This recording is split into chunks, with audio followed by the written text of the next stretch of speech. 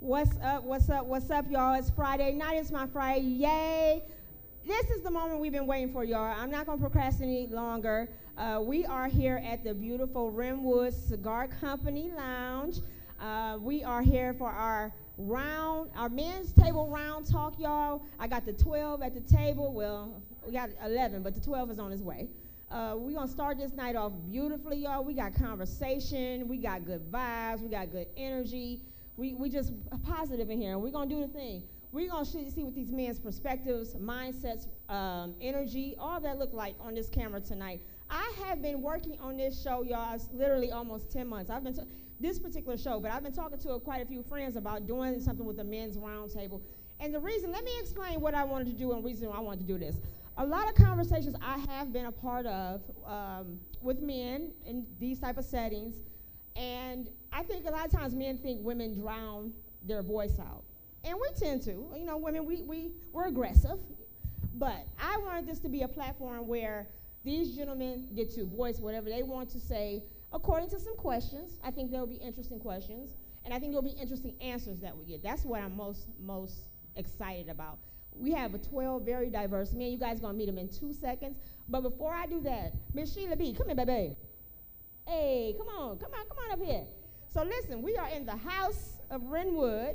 I want to get her on the camera, y'all. Y'all give it up for Sheila. Everybody give it up for my homegirl. I am here because of her blessings. I thank you so much for letting us come in here and do this. This is so dope. Just tell the people what's going on here at Rimwood, who you are, your business, and all that.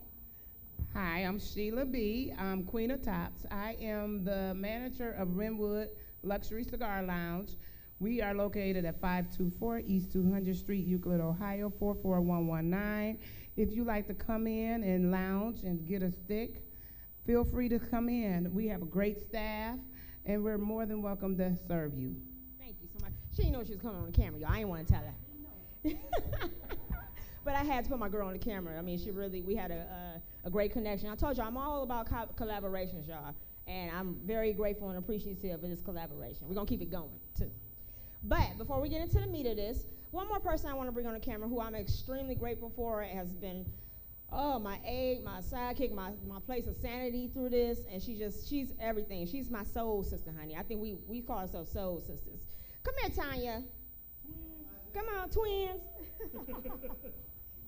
Miss Tanya is on No Static Radio also every Saturday from 1 to 3 is Real Talk with Reese. Y'all got to tune in and tap into her show. She is all that. She's a motivational speaker. She is someone that life coach. She uplifts you. She holds you. She carries you. And she's always there for me, and I'm so appreciative of it. Good. Yeah. I like the way you make that sound. So I'm going to turn it over to her because she got something special for you gentlemen tonight. Oh, but let me go get my little bag. Oh, okay. You know what? Y'all sick in the head. Shut up. So she got something really special for you guys tonight. We wanted to bless you guys with a little gift. Oh, God. Here we go. Here, I'm going to give you the camera. I'm going to go over to my seat. You know I can handle it. No big deal. Hey, y'all.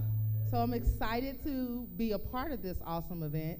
We're always talking about supporting men and how we want to showcase that there's a different narrative because there are amazing, awesome men out here in Cleveland. Although I'm from the Nasty Nanny, I just had to throw that in. Who they, Bengals, had to throw that. Just.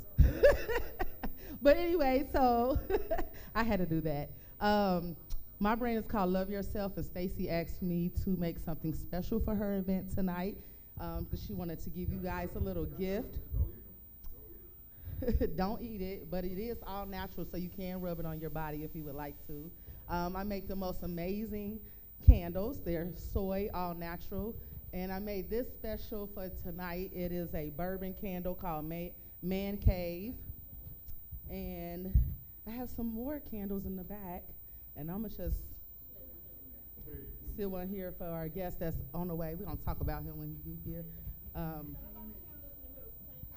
So yes, the candle in the middle is positive energy. All my candles are all natural, and they are positive energy. So there's faith, prosperity, abundance, love. I have a sensual candle. If you need to use, some of y'all sometimes need help getting in your woman in the mood or getting yourself in the mood. So I have one of those also, and it's just all about just providing good energy and right, because Stacy told me to be good tonight, so I'm going to be good. But anyway, I'm excited. You want me to pass this to you? Did I had an extra one? So this is, you can rub this on your body. You can. So that's just a tea light, like you can use or you can burn. But yes, all my candles are all natural. So you can rub it on your body, use it as massage oil as well. It's absolutely okay. You can do whatever you would like, and it's safe and fun. It's good energy. It's all about the energy. Thank you, Boo. Again, y'all, that's my homegirl. That's my soul sister. That's Real Talk with Reese, y'all. She has. See, it's the guys that's going. I guess it's my round table that's gonna cut up, huh? I thought we had an agreement. I thought we had a covenant, y'all. Look at everybody now. Look, whatever. Let me shut up. No, I'm just playing. So listen, I hope y'all enjoy y'all gifts. Let's give it up for Tanya for making these for y'all specially. They so dope. For real though, I have used somewhere you actually rub it on your body. They really, like, even you pour it out right now, it won't burn you. It's real, they real smooth, real nice. So I hope you guys enjoy. Lick it to the last drop. You damn, yeah, go right ahead. So we better jump into this, y'all. Hey, y'all, hey. Y'all say what's up to the Welcome to the BBW show. Shout out to my Welcome to the BBW show fam. So I got these gentlemen at this table. What we want to do, because we want to try to get to know them really quick, maybe a couple seconds for an introduction. So in the introduction, I'm kind of looking for you guys to say your name, kind of tell like the city or area you came from. If you want to share your occupation, you can, or if you want to share your business, your platform, whatever you do. It's something real interesting about yourself that I probably know, but let's act like we all strangers at this table, if that makes sense. You know what I'm saying? So we're going to start off with Major Payne. I call him Major Payne. I'm going to let him formally introduce himself. Now, him and I had a discussion, so I can say this without him getting offended. We said we will let the eldest start off. Now, since he is starting, we will just go in a order this way. Which way is that? Clockwise, counterclockwise? Okay, we're going, that's clockwise? Yeah, that's clockwise. You're right. None of your business. Hey, right, tell them to pipe down. Tell them pipe down. Tell them flying eagles. All right, Major, so tell us your name, sweetheart. Tell us something interesting about yourself. Yeah, excuse me. We're not gonna disrespect these introductions. That's not what we're gonna do. Yes, ma'am. Thank you. All right, Major, you start off, baby. So everybody know the mic assignment, right? Every 4, everybody got a mic. All right, go ahead, darling. Okay. My name is Major Bruce Edwards, U.S. Army retired, so evidently you know what I've been doing. So born in Boston, raised in Cleveland, come from the mighty Tar Brothers, Glenville High School in 1968, better than those Screaming Eagles, whatever that is. But, oh, okay, all right, I'm not gonna start nothing. Okay, something interesting about myself. Went through 2 wars, Vietnam and Desert Shield, Desert Storm, and I'm here and I'm alive, so that's it. All right, next. Thank you, Major. Hassan Rogers, I'm from Garden Valley. Proud Garden Valley brother. Low income, yeah, no doubt. I can make it happen, man. I'm a writer, actor, director. I teach theater at Weather Vane Playhouse. I teach directing. I work with preschoolers in a piece called Storytime with Hassan, and I help young people write better. I can help you write. Something interesting about me, at 55, I can pitch better now. You know, I got a curveball now that really breaks from 12 to 6. I understand kickball, you know, and I know when to shut up. Thank you for having us, and S. Gordon is up next. Good evening.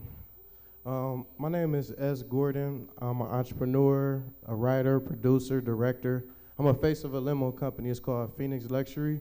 Also have my own fragrance, a wine. I grew up in the Lee and Harvard area, so I heard somebody say they from Glenville. I'm a fighting eagle, and yeah, I think we outnumber y'all right now. But something interesting about me, I'm a new father. I just had my first child in January. I got a little girl. and I've been working for myself since 2018, and it's like I'm hitting my midlife crisis now. I just hit 700 credit score this week, so I've been working on that, and got a house, and tomorrow I'm having a networking event, so hopefully you gentlemen can come, but I just want to soak some game and energy from you guys. I'm a sponge. Good evening. Regis Perry. I'm the head of marketing for Fly Kicks Only 216 shoe company. I also have my own cleaning company, been going since about 2019, early 2019, and it's been going real well. Interesting thing about me, I'm a father of 3. I've been with the same woman for 15 years. All my kids with the same woman. So, you know, I'm proud of that. I'm definitely proud of that.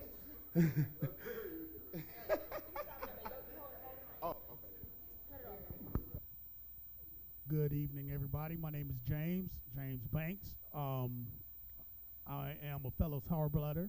I don't care about these Screaming Eagles. I'm a veteran, Army.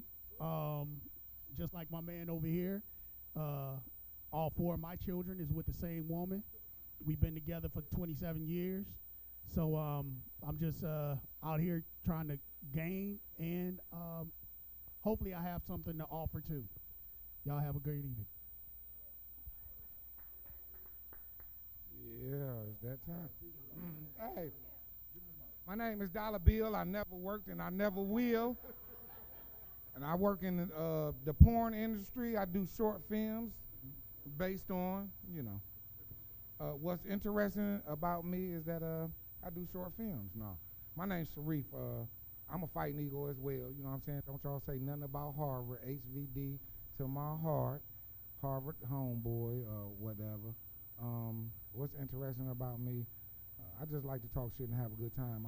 I'm proud of Stacy for having this BBW show for everything that she's been doing. So I'm interested in sitting here with 12 more guys or 11 more guys and us having a good time this evening. I'm passing on to Reverend Jamal Bryant. This motherfucker. How everybody doing? I'm Lynn Black. Got a catering service. I'm a chef. Lynn Black. I got a catering service. I'm a chef. So people call me Chef Lynn Black.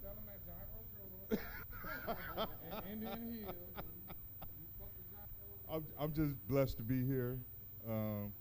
Had a second chance in life. I almost died from diabetes in 2016, so I'm really reliving my life. Happy to see everybody. Thank you, Stacy, for what you do. You are a blessing in my life, and I appreciate you, and I love you, you know, and hope we have a good time tonight.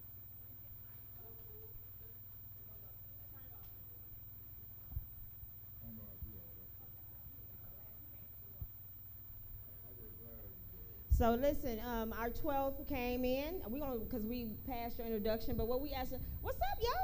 Welcome to the show. Thank you for blessing us with your appearance and grace. So what we doing? You came in good time. We getting through introductions. So I'm just asking people's names, something interesting about you, maybe what business you're a part of. You know, like the area that you grew up in, things of that nature. Something that we want to know about you that other people don't know. All that, I should say. How everybody doing today? Hello. Hey, hi everybody. Hey, sorry about being late. My daughter called a flat. Yeah, she called a flat on 176 during rush hour, so daddy to the rescue, you know what I mean? Well, anyway, my name is Daryl Bay. I'm a broker in the cement business. I have a cement truck, and half of the stuff y'all walking on, Amazon buildings, we supply the concrete for all that. And I've been doing that for 10 years, and been a good friend of Stacy's for a while, and when she talked about this panel and assembling these brothers, I was down with that. You know what I mean? That's something that, you know, you look back on and be like, okay, this right here looks good, and it's something could be made out of this. You know what I mean? So I was proud to be that part of this, and I grew up like 93rd. You know what I mean?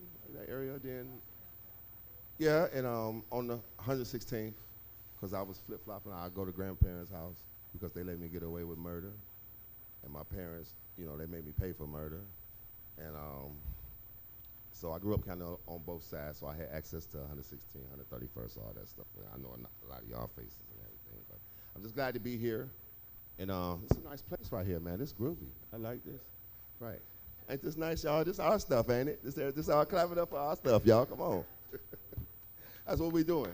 So glad to be a part of this. Nice to meet y'all. I'll network with y'all afterwards. And I'm sorry for being late. And hey, I'm going to turn this back to whoever it goes to.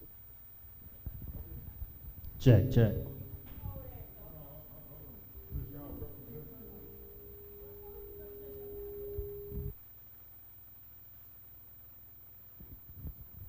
Since y'all represent y'all hood, I'm from Collinwood, St. Clair, Euclid area, the wood in the motherfucking house. Boo, boo, man, come on, man. Yeah. Collinwood. Turn yours off. What's up, fellas? My name is Reggie Brown. Stacy is my cousin. Really like my sister. Her and her other sister. I grew up on Harvard, Lee Harvard, HVD. I got 3 sons. Married, but currently going through separation, divorce, and whatnot. I went to Youngstown State. I'm a 3-time national champion. I got like 3 rings, got one I'm on now. Majored in marketing. What's interesting about me, I don't know, I like to play cards and I travel and play softball right now. So I'm always on the road twice a weekend. College I played defensive back. Yeah, corner, lockdown corner. Yeah. What else? Oh, I'm a John Marshall lawyer. That's school I went to, John Marshall. So I'm a lawyer. Yeah. And I just turned 50, so happy to be 50 years old. Yeah. All right, hello, my name is Lindale Floyd, from Garfield, 131st. Interesting about me, I'm a professional plumber. I just want to get paid for it.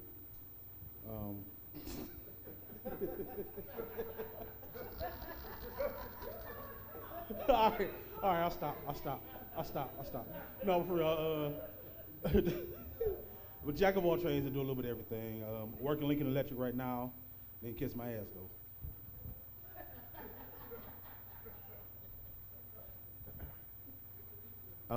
Good to be here. Kyle Early. I'm actually the lead pastor of City of God right here in the Collinwood area, and CEO of Early Morning Strategies, as well as CEO of It's Not a Moment, It's a Movement, which is our nonprofit. And we live and breathe and work off of the concept that the work we do is for generations we may never see. So as an activist in this city, I don't know if I can repeat that because I kind of just flow. Let me just flow, Stacy. Maybe you should turn the camera my way. Just let me flow though. I know it's your show. I'm just saying. I'm just trying to keep my flow. Senior pastor at City of God, which is located on 152nd and Pepper. I'm also an activist. I've been fighting for all of you black men. You don't know me, but I fight for you regardless.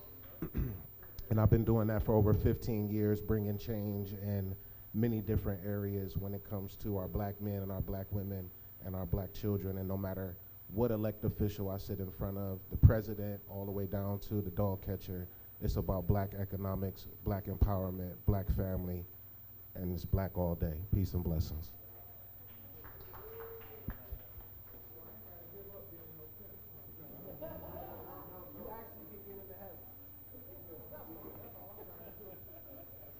Good evening, everybody. I go by Wall Street West. Everyone calls me Wall Street because I invest in people for a living. I served 10 years in prison when I was a stick-up kid when I was 21 years old. Now that I'm free, my purpose in life is focusing on the mental health of men who have been to prison. A lot of times people feel like because you've been to prison, you're not allowed to be traumatized. Me, myself, I am, so I dedicate my life on working on my own traumas, as well as anybody else who has been to prison. I'm also the owner of Great Minds Think Different.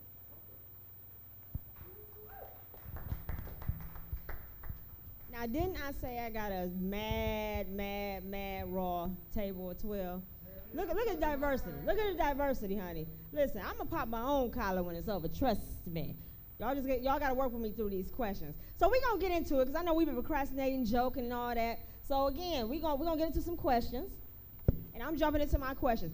I'm so unscripted, y'all. This is unnatural for me because I usually like to have natural discussions, but I said I better stay to a format, just to be in order. So I got my index cards like a teacher, like I was supposed to. I want to know. So first question, y'all. I know a lot of times, especially when it comes to men, money is a big subject, a big deal. Sometimes can be an issue and also can be awarding.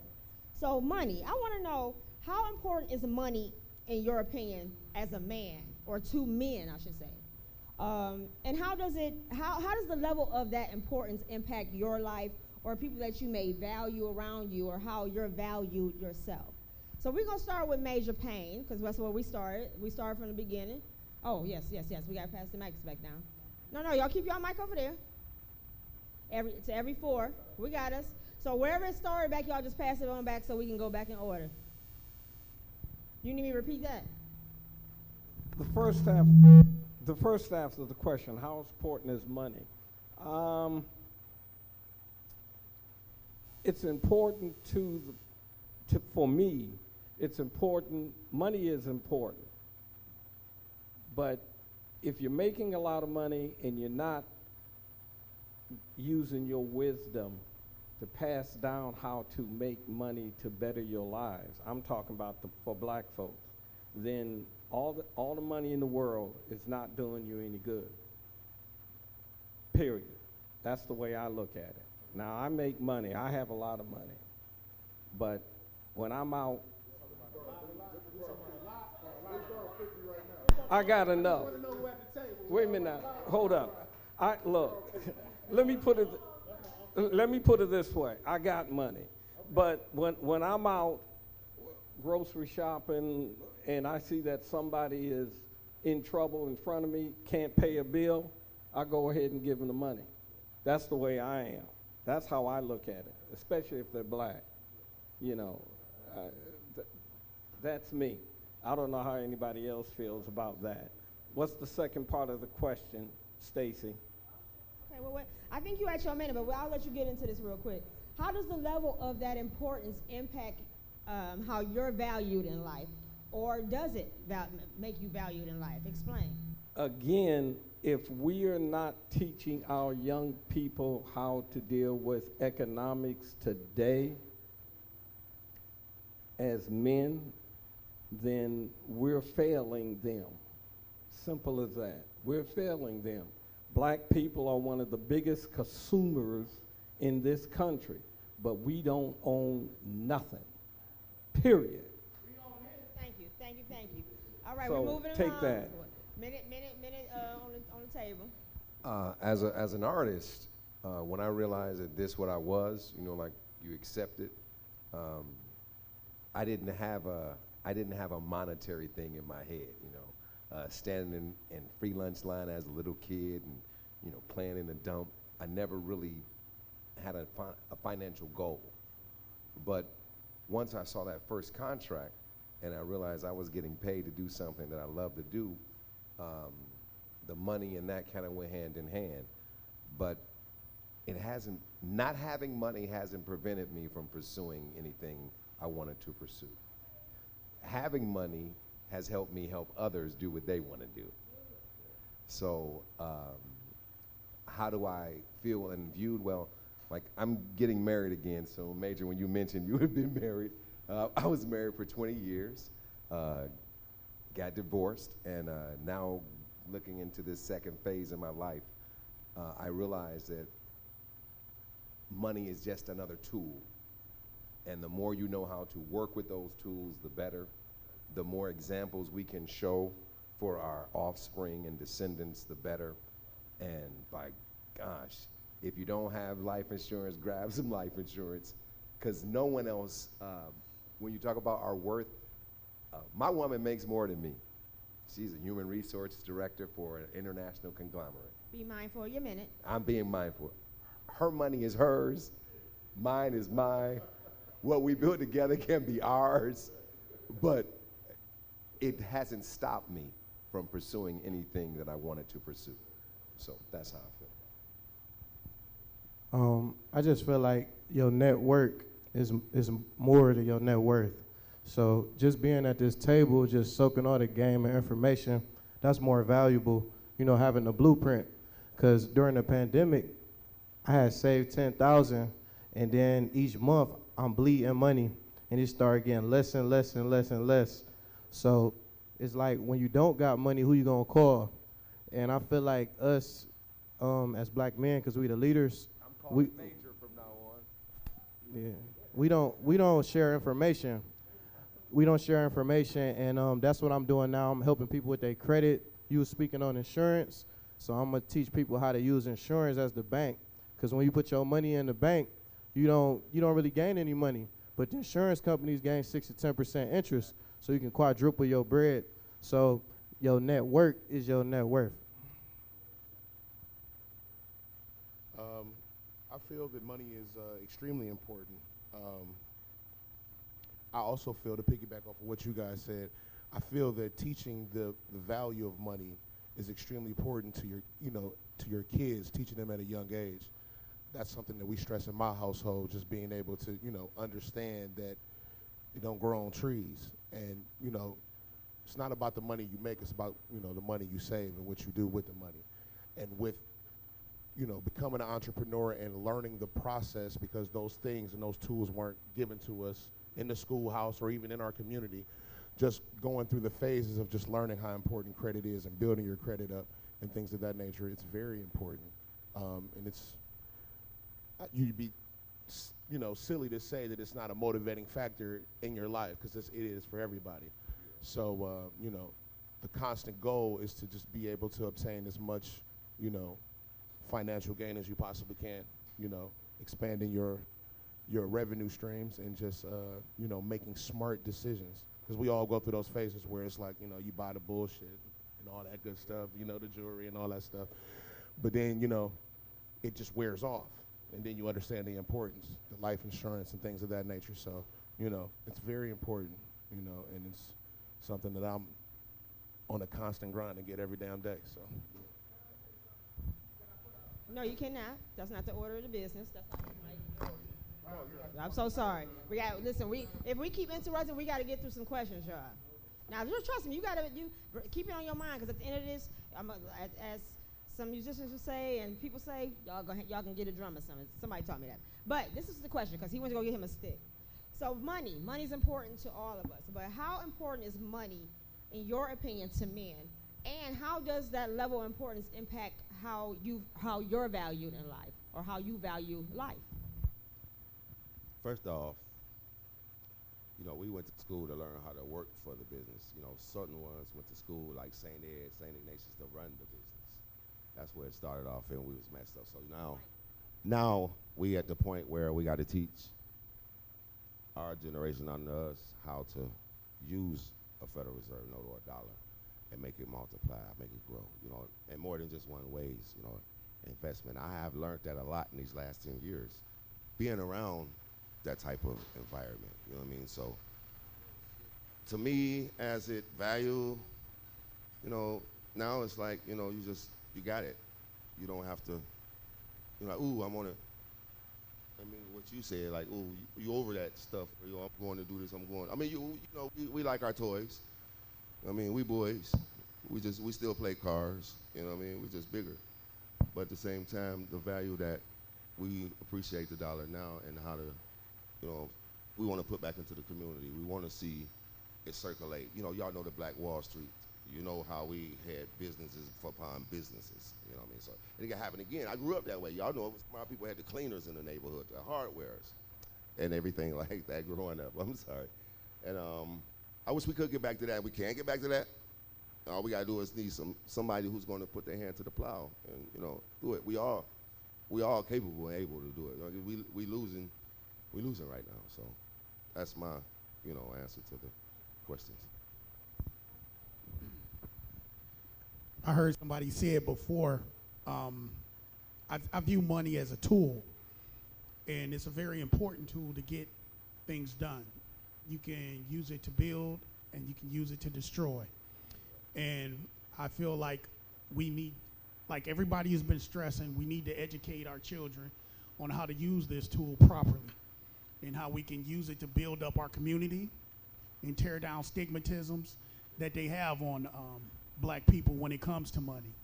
So it is very important to know how to use it and to be educated and to continue on to educate so we won't fall back into traps that was set up for us, you know, during our grandparents' day and age. So that's my. I don't really care about money because I buy prostitutes with my paycheck. No, listen, I don't give a fuck. I buy coochie, man. I pay them to leave, not to motherfucking stay, you know what I mean? No, I think I'm a piggyback with the tool part of money. I think the learning how to maintain and manage is the important part because a fool and his money assume the part. So I'm a piggyback with the tool part of using money as a tool and learning how to manage money. We all need it to maintain. And I do have life insurance, Prime America. I don't want no chicken at my repass or none of that bullshit. But, you know, like insurance is important. Like you mentioned that. My mother is big on that. That's why I have life insurance. Because she don't, you know, we are responsible for our life and you're responsible for your death. You know, that's your responsibility. Don't be out here robbing and stealing and then we got to put in money when you die. That go fuck me fund, you know what I mean? Take care of yourself. So I want to learn how to manage money more. I'm going to give it over to this dressed up motherfucker. Come on, Pastor Bishop. Thank you for passing the mic. You got man, go ahead on, man. Leave it, man. I ain't gonna be your joker all night, goddamn it. But one thing I had to learn is that money is the root of all evil. Number one, yeah. We can't operate in life without money. And so I grew up in the streets. When I was hustling, selling drugs and everything, I didn't respect money. You know what I'm saying? I didn't know about credit. My parents didn't teach me that. You know what I'm saying? I didn't know about credit. I didn't know. I figured out the value of money when I became a businessman. You know what I'm saying? And still to the day, I'm still learning because as black people, we do live beyond our means a lot of times. You know what I'm saying? And so today I'm learning to invest.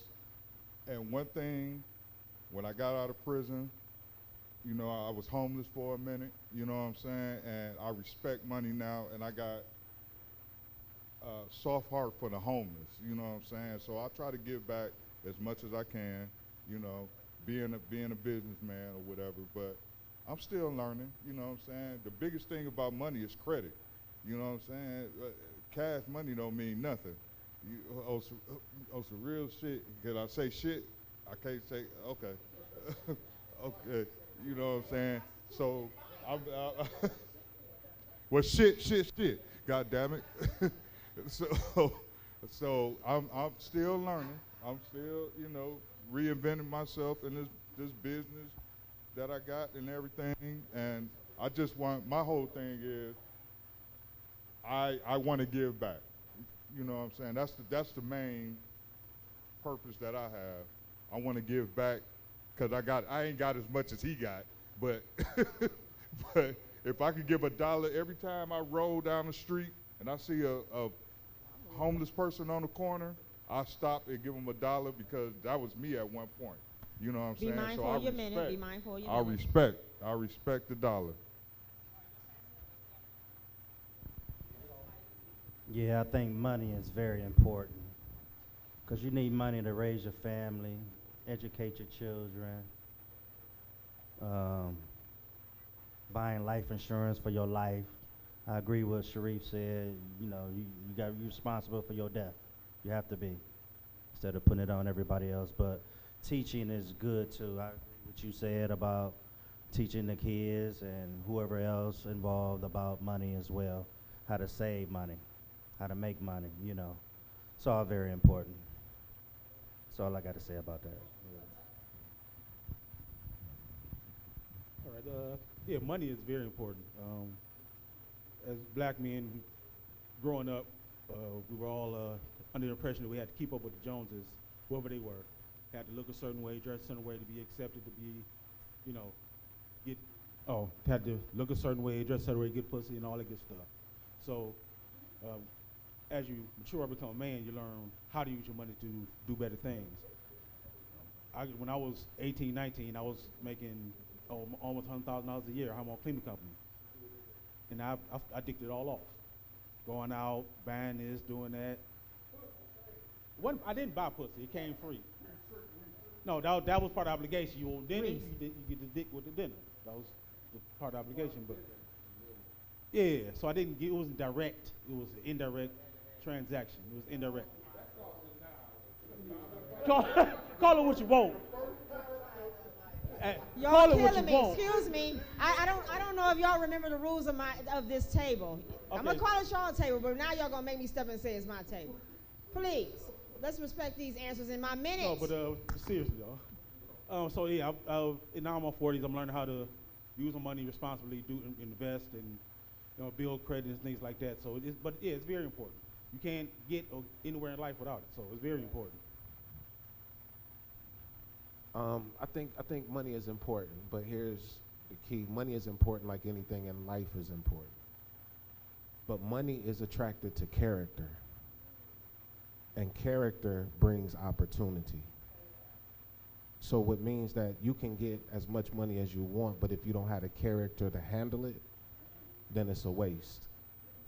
And when you get that opportunity, if you screw that opportunity off, we all say opportunities come back around, but some never do. So for all of us at this table, everybody's saying the right thing. But as much as is it important to us, we got to know how to handle it and manage it. And that is based upon our character, our integrity, how we invest, how we save, what are we saving for, and to be able to control our behaviors so that the Bible says that we should leave a legacy for our children's children. But that's not just talking about money, because you can give your kids money, but you didn't give them character. You didn't give them integrity. And ultimately they will blow it away, right? So what I say to every man at this table is money's gonna always come. Somebody said money don't grow on trees, it do. But when you get it, how do you handle it? So Stacey, you could.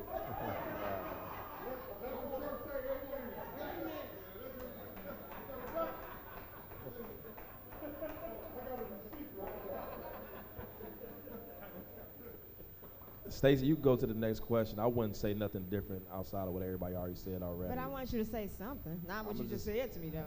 Okay, I respect that. I respect that. Yeah, everybody to set it off for real. I don't want to. All right. Hit that mic off for me. I appreciate that, though. That it can be that easy, that raw. Again, I'm gonna reiterate these. I love that y'all doing what y'all doing, though. I do appreciate it. Every personality just hit that first question. I was nervous about that first question, so I appreciate all of that. I do, and I thank y'all for bringing your personalities and insights. Y'all know that. So, oh shoot, wait a minute, what we doing here? Come on now. Cam's in the building, y'all. So let me tell y'all who this gentleman is. I really want him to tell who.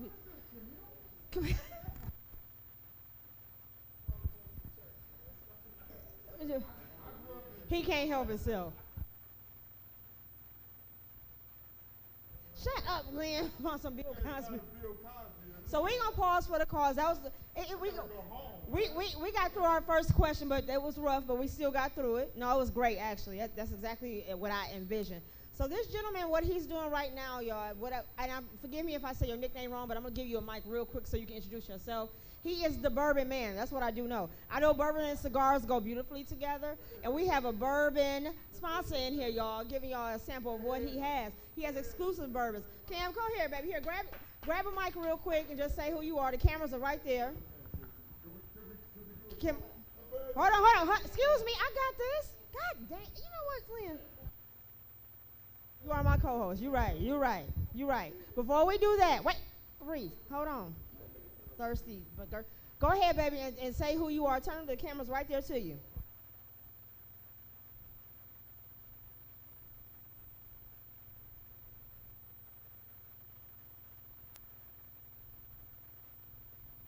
Yeah. All right. Here we go. Let me get all in the mix. All right. My name is Cameron. I'm the host of Men on Bourbon. If you need to know anything about bourbon, whiskey, or scotch or anything like that, I'm the man you need to talk to. Right now you're drinking Dickel 8-year, which is a Tennessee whiskey. George Dickel, 8-year. It's a Tennessee whiskey.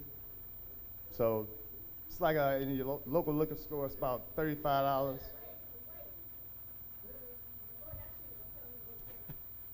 You cool. George Dickel, like I said, at your local liquor store, it's about $35. So Tennessee whiskey, if that's something that you're into, give it a try. 8 years old. Well, tonight also I'm going to be raffling off some bottles for you guys. So if you all like rare bourbons, come check me out. I got a flight for you also set up over here. So let me get set up and you'll see, you know.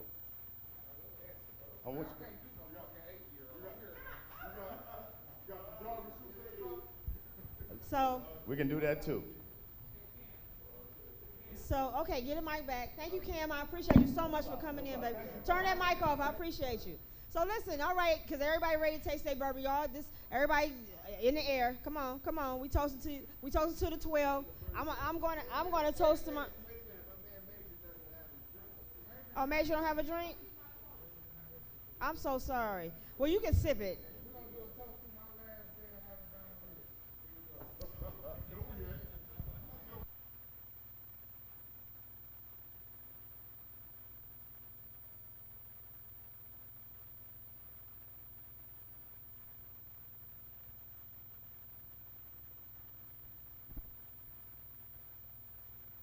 I'll tell you what. Okay, so we'll wait till everybody just hold off to their bourbon tip off.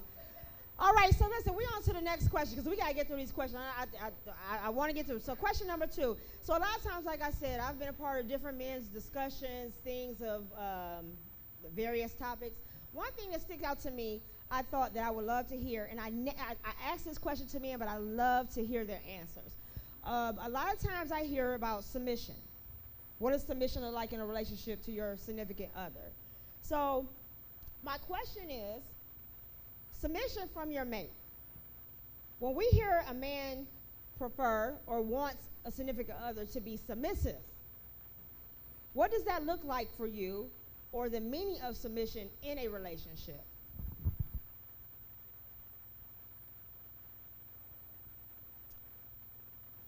I don't call it, I hate to use the word submission in a relationship.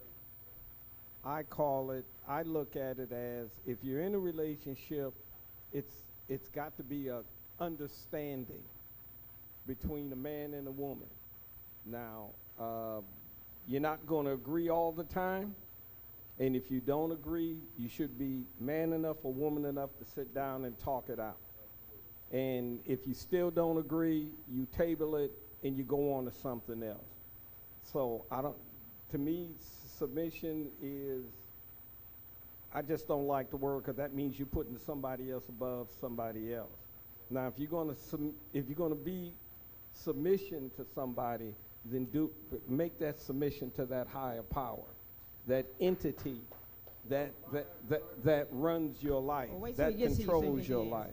That's the way I look at it. To me, submission to Allah that's me. So.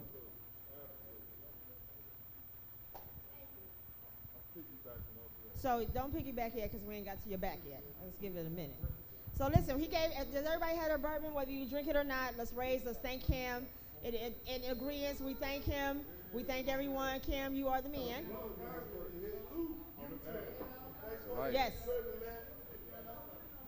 Got you. All right, and I toast. I actually toast to you guys. Thank you very much. Here's to you. Hey. Thank you. Take it away, Hassan. I've always been attracted to strong women, strong women, Brother Sharif, and it's interesting being born into the faith. I saw a lot of things in religion that made me run from religion. So I'll kind of take it out of the religious realm, and there are things that are constructive for a relationship, and there are things that are destructive. I'm not going to be above you, but I'm definitely not going to be beneath you. You know, there are things that I can do better. There are things that you're going to do not as well. I don't need you to submit to me. I need you to be something that is good for me. And I want to be something good for you. So I don't need you to submit. You know, oh, yeah, that's an all right. Yeah, okay, good. Yeah, that's it. Trey Songz. I don't know. I was just curious to hear from you guys. Everybody at this table a little older than me, but I had asked. Actually, I was in this cigar lounge. This was about a year ago, and it was this guy that I met in here, and he said he was married for like 50 years. So I asked him. I said, "How do you keep a relationship that long?" And he told me, he said, "Never forget this." He said, "Always remember that you're a man first, and always remember your mission." I feel like a lot of times when we get in relationships, we forget who we are. And a lot of men let the women just run everything. But you just got to remember that you're a man first. So that's just always stuck in my head. I'm not married or nothing yet, but eventually I will. And that's just something that I always keep with me. I understand that, you know, to a certain level, you don't want to use, you know, when you were saying that the word submissive is, you know, you don't want to use that. But I believe it in a certain aspect, there has to be some level of submission in both parties at some point. So I've been with the same woman for 15 years, and I can sit here and honestly say that I've done a lot of submitting because, so it's more or less like I had to make a choice in what was more important to me, the way I wanted to do things or, you know, the way things should be done. So I had to submit to that. And it's not that, you know, it puts you on a level higher or lower, you know, in the relationship, in my opinion. It's just, you know, being able to compromise and just understand what's important and what's not. And when you grasp that concept, it just makes things a lot easier to move forward and to accomplish things. So, you know, that's my take on it. Get your ass in there and fry that chicken. And I want my shirts ironed and starched. Mister. No, but you know, it's like, I'm like duality. Everybody has to do their part. You know what I mean? It ain't no one no greater than one. For one, the woman, she greater. I came through her. I got a belly button. So I'm going to always put her above me. As mother, I got a mother. You know what I mean? We sons wouldn't be here without one for mother. Okay, so it ain't about putting her, I hate the word sub, which is the root word, which means beneath or low, elementary. So that submissive shit, that submissive stuff, the word sub, below, the root word, beneath, elementary, I'm not gonna put my wife or my, you know what I mean, whatever, your girl, who you engaged or whoever I don't believe in that, you know what I mean? It's like, you know, okay, y'all can do what y'all wanna do with it, but duality plays its part, yin yang, you see what I mean? In, out, up, down, dead, lie, you know, everything's duality. Always. So I don't play that submissive shit. All right, y'all can have it. You know. That was dope. How you know, For me, I believe that in a relationship, when it comes to the submissive or being submitted to or whatever, that's a that's a two-edged sword. That's a two-sided coin. I believe that not just my wife should be submissive to me, but I should be submissive to her. It's not about me. It's not about her. We got a common goal, and we are supposed to work together on that goal.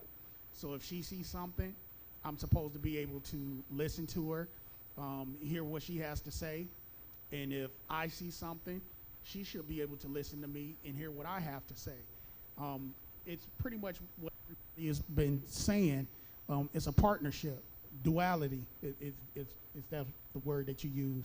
So it's not about one being over the other. We're supposed to be towards one another.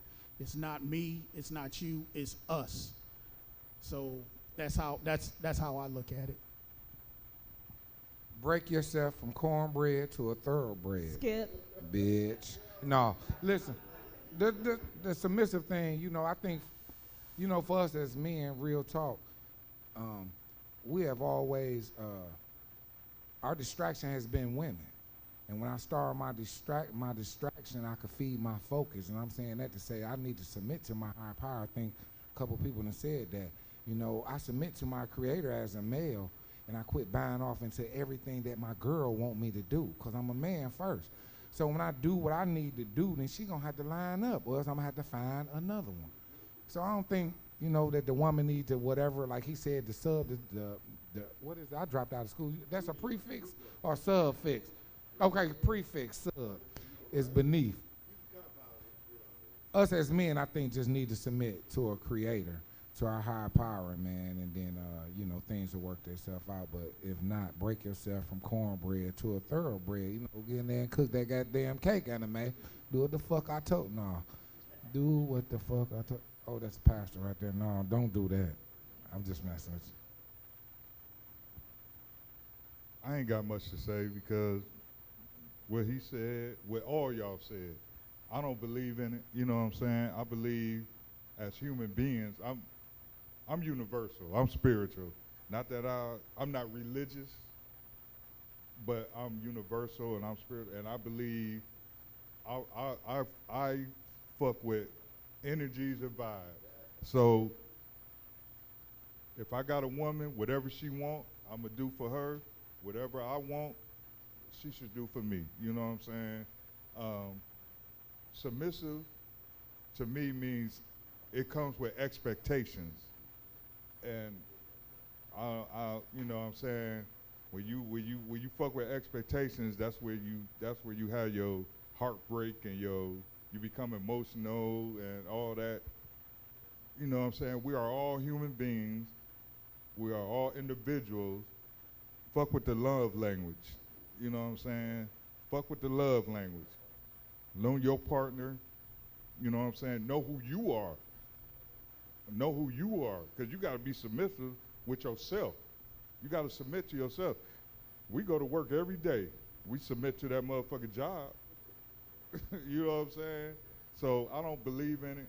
I believe in catering to individuals, whether it's your mate, your brother, your sister, your mother, whatever. You know what I'm saying? So that's my take.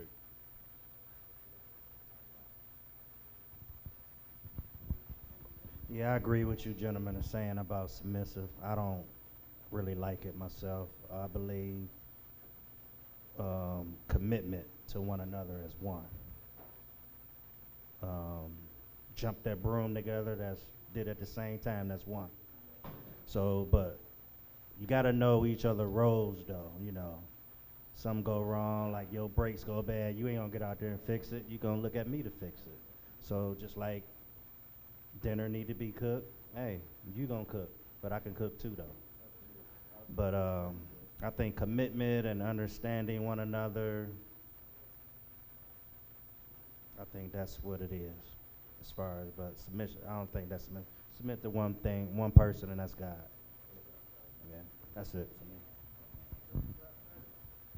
Well, I view submission not as a bad thing. because in order for a woman to submit to a man, she has to trust him, she has to believe in him, she has to see the strength that he has and that he's humble enough to ask her opinion. So when you say submission, her submitting to you is because you submitted to her first. So you don't have, it's not bad, it's not a bad word, it's not bad at all. There has to be. She wants to know that she can trust you and that you have the power and the strength and the wisdom and intelligence and the character and morals to lead her and her kids and the family and to make wise decisions. She wants to know all that. So when she sees that in you, she'll submit to you naturally. You don't have to ask her to do it. You don't have to make it a command or anything like that. She's going to want to. So, no, submit is not a bad word. It's how you look at it.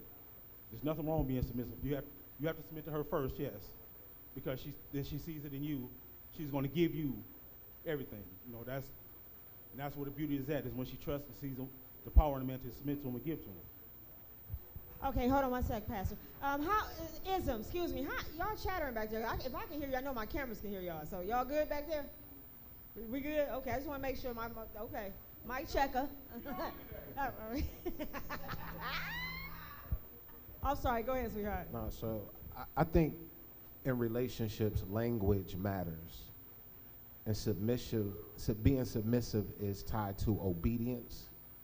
And so and I'll speak from a theological perspective, in the Bible, submissive is used as an oppressive term.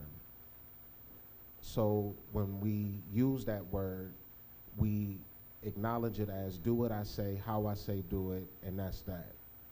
But what we have to be careful of is that words define other words as well. So a man being submissive is viewed as weak, whereas a man demanding submissiveness is viewed as strong. The reality is that don't ask for a title that you can't accommodate. So if you want a woman to submit to you, which I do, I'm an alpha male, I'm not an alphabet. I want my woman to submit to me, but she's got to trust my direction, she's got to trust my character, she's got to trust my being in order for her to accommodate what I'm asking for. And in the rear view of that is, as a man, don't ask for submission if you can't submit. Don't go and submit to your boss, but then not submit to your girl. Because now you're an alphabet, you ain't an alpha male. Don't go and submit to your homeboys because they say they want to kick it, but you can't rub your girl's feet at night and rub, her back and provide her the bath water and all of that, and all of the things. No, this ain't breaking the G code. This ain't breaking the G code, my nigga, because they already here. We act like they don't know, but they know. So what I'm saying to us as men, let us stop asking for stuff that we cannot provide, because language in relationships matter. Stop asking your girl to be obedient and ask her to be a partner.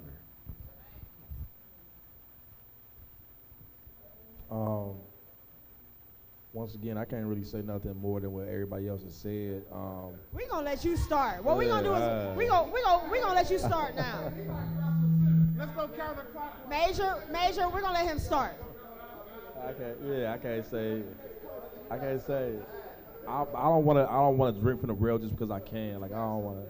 But everybody said it already. Everything that y'all said was what I would have added.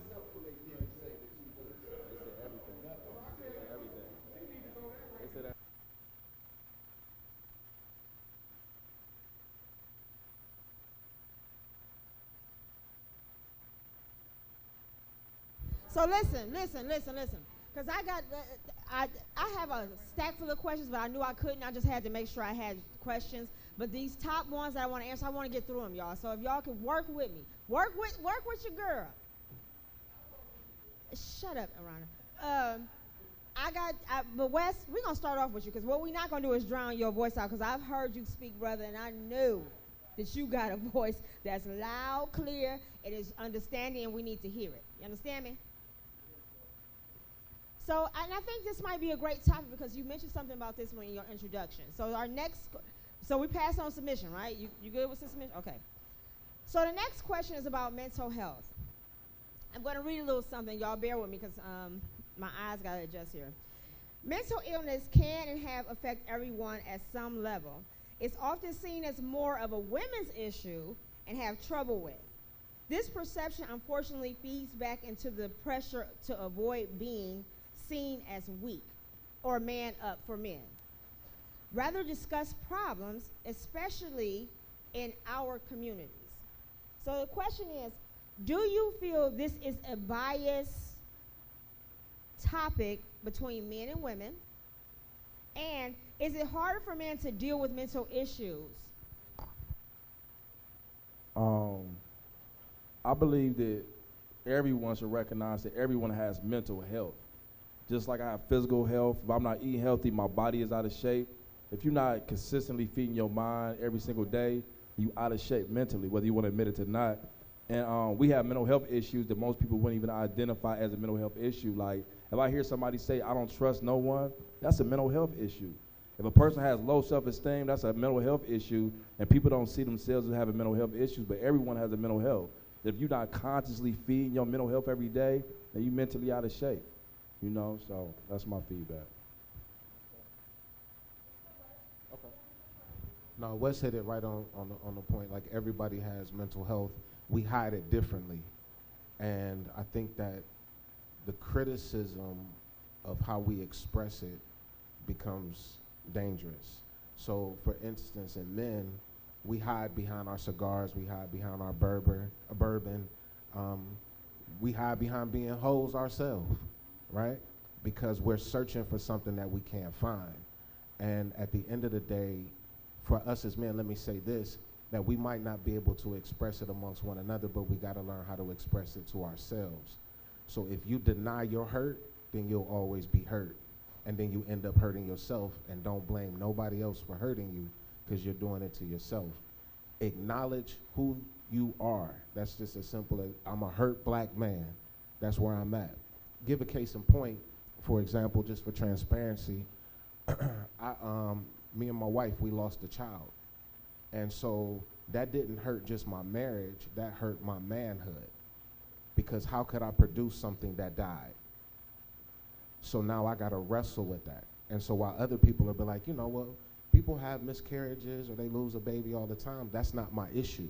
My issue now is my manhood. How could I produce something that I prayed for, believed for, and it died? Now I'm lost to fight with that question.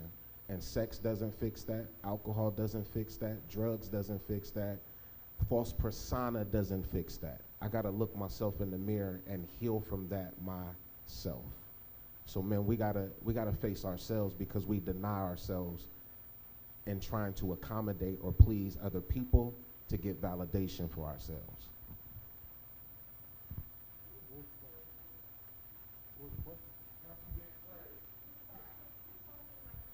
So what was the question? I'm sorry, it's regarding mental issues. So do you feel that well, I first started off how it's more viewed as a woman's problem. It's probably more accepted as a women's problem. But do you feel that this is a bias? Is this bias among men and women, mental health issues? And is it harder for men to deal with mental health issues?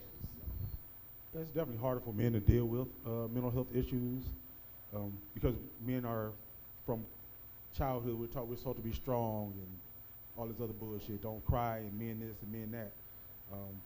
I'm grateful when I was in my early 20s, I met my former pastor. He was in his 50s.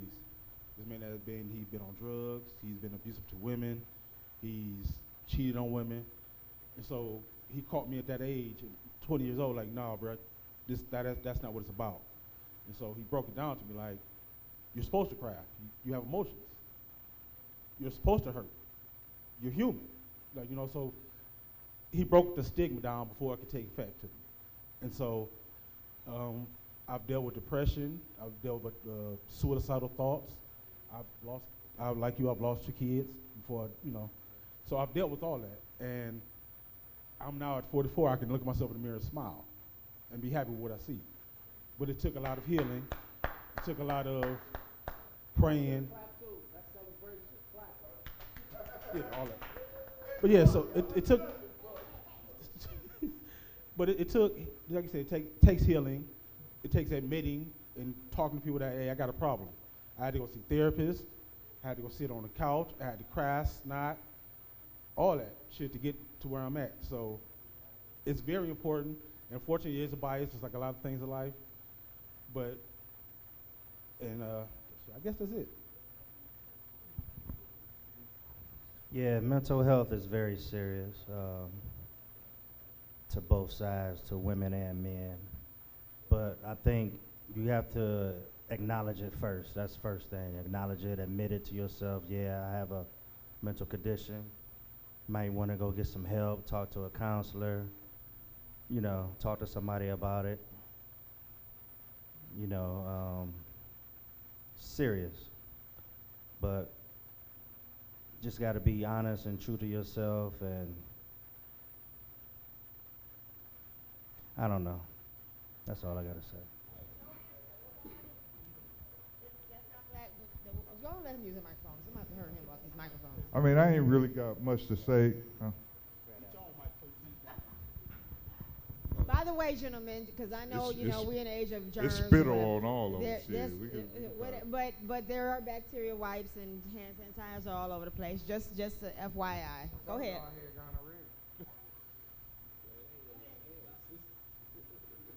All right, go ahead, Chef. I mean, I ain't got much to say. Pastor Troy said it all. You know what I'm saying? He said Pastor Kyle. He said it all. He said it all. But all I'm gonna say is, as far as men's mental health, men have our mental health comes from what unpopular opinion. We base our being and how we operate off of ego or pride. You know what I'm saying? And it also comes from childhood trauma. You know what I'm saying? How you was raised. You know what I'm saying? And that's how you operate with people today. You know what I'm saying? I really believe that. You know, we could break the cycle, you know what I'm saying, from our childhood traumas or whatever, but we wake up, everybody, like he said, everybody wake up with shit that they dealing with every day. And that's part of mental health. It's how you deal with it. It's how you deal with it, period. You know what I'm saying? You know, some people need the therapy, the professional therapy, but it's still based on individual. I have a very good, close group of friends that I could talk to, and they'll put me in my place. I can't even go to my parents sometimes and tell them about the shit that I'm going through, but I know I could go to Stacy, Keela, Arana, Lindell, you know what I'm saying? I have a great group of friends that I could talk to without judgment, that will accept me for me. You know what I'm saying? I'm an asshole like a motherfucker, but I know I'm an asshole. And that's part of my mental health. You know what I'm saying? So at the end of the day, it's about your support system and who you could trust talking to with your issues that you're going through. You know what I'm saying? All right, Minute Clinic. And this is the man that said, I agree with everybody. I don't got nothing to say. Thank you for that, because that was a lot. You did a lot, honey. Y'all ready for the bullshit? All right, I'm going to give y'all the real answer. No sugarcoat shit. No, I ain't. Like, you know, we all have a form of mental health, man. And I'm a firm believer on, I grew up in the church, man, church boy, and there's a lot of biblical things that keep me mentally strong. I think your mental is more important than your money, because you ain't got your mind. Somewhere I heard that, you know, I would keep thee in perfect peace who mind has stayed on thee.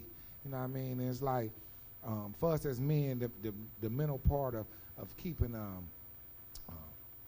how I want to put it, a measuring rod in our lives. You know, I have a measuring rod. I ain't finna lose my mind messing with a female. I ain't finna lose my mind doing a whole lot of things, because at this point in my life, my measuring rod dictates what I'm gonna do. And I'm saying that to say, I believe that God is first, a creator is first, and for everything that I go through in my life, I seek God for it, period. You know, I have points in my life that I had mental breakdowns and meltdowns. But if you don't have no focus in a creator, man, or a measuring rod, you know, it'll just consume you, the mental health part. You know, I'm just going through in this life, man. It ain't that serious. Like, I had some issues today, and I ran past my dude back there, and he was like, why don't you get your own damn business? Because I'm huffing and puffing about something that I don't have control over. And he helped me with that today. So with the mental thing, I think that you just need a measuring rod, man, on a day-to-day basis. I don't know. What do you think, right? Yeah, I do sometimes. That's why I play video games. He asked me, did I feel crazy? Sometimes, yeah.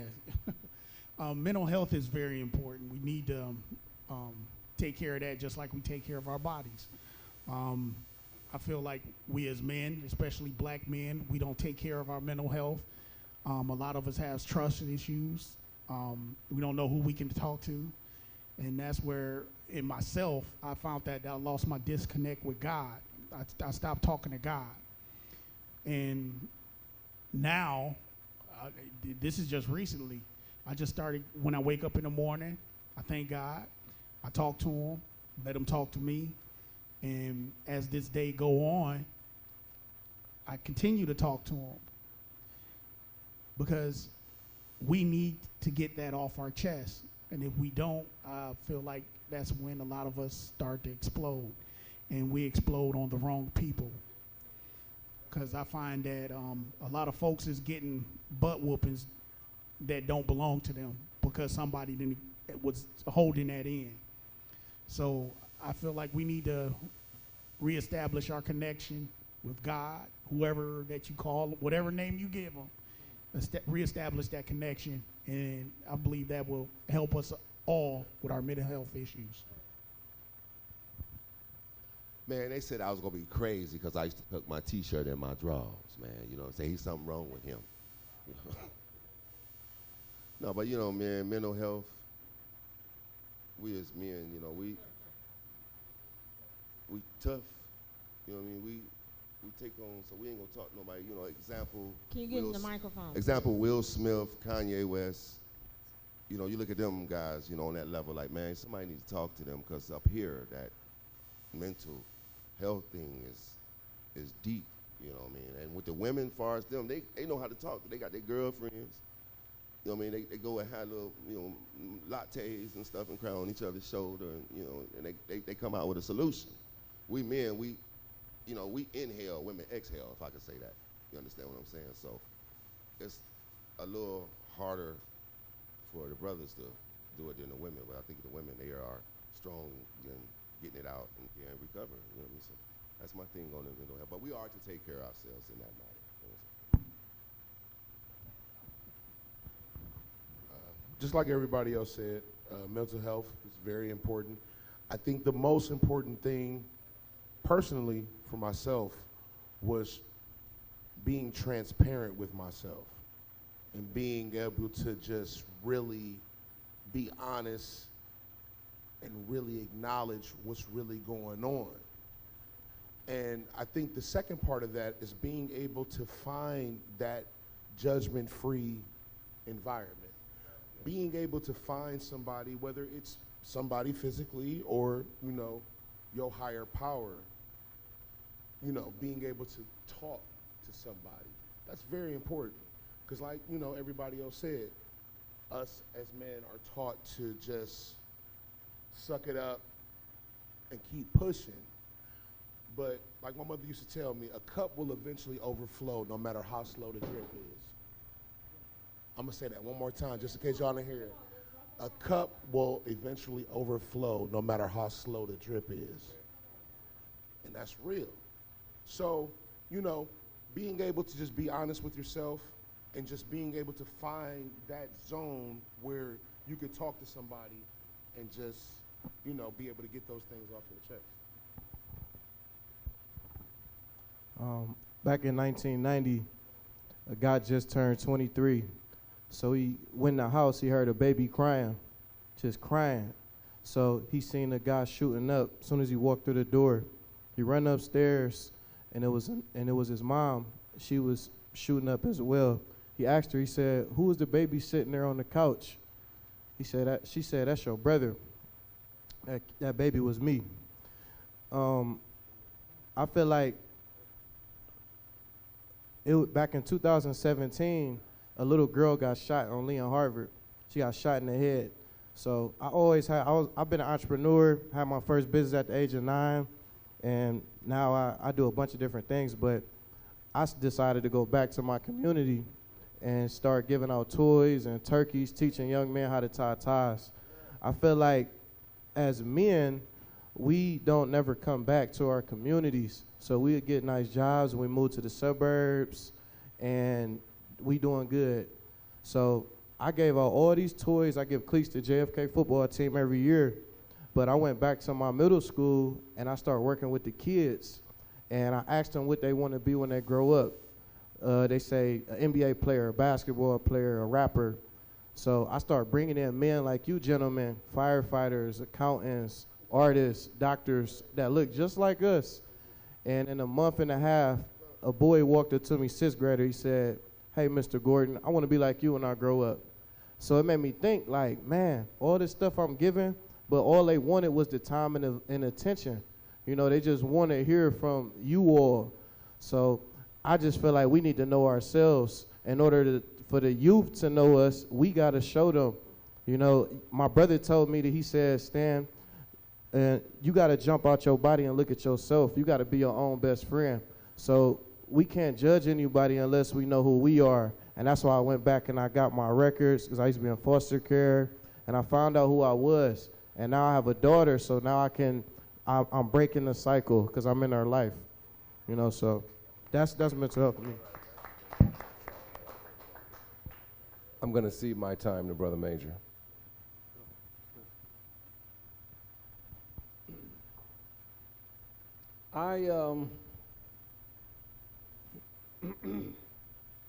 And still it's kind of hard for me to talk about it. 2 years ago, my son committed suicide.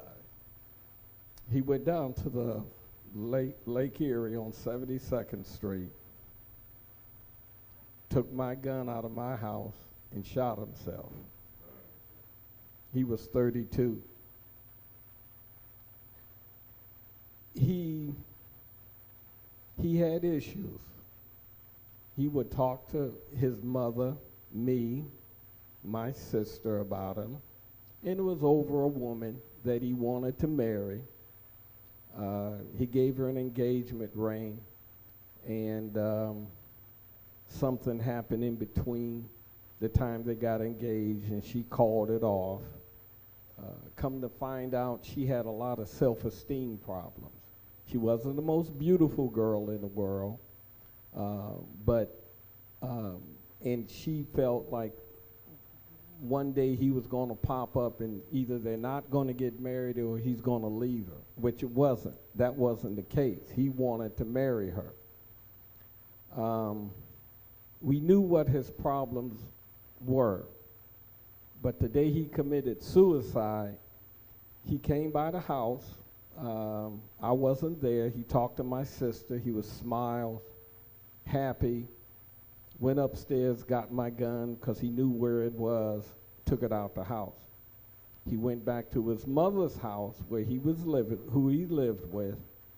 He was all smiles, helped her carry in groceries, talked about, "I'm going to do the dishes for you," because she just got off of work.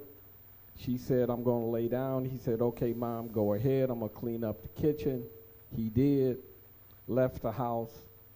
Around about 2:30 in the morning, the park police was knocking on her door saying that your son is dead. Someone shot him. And come to find out,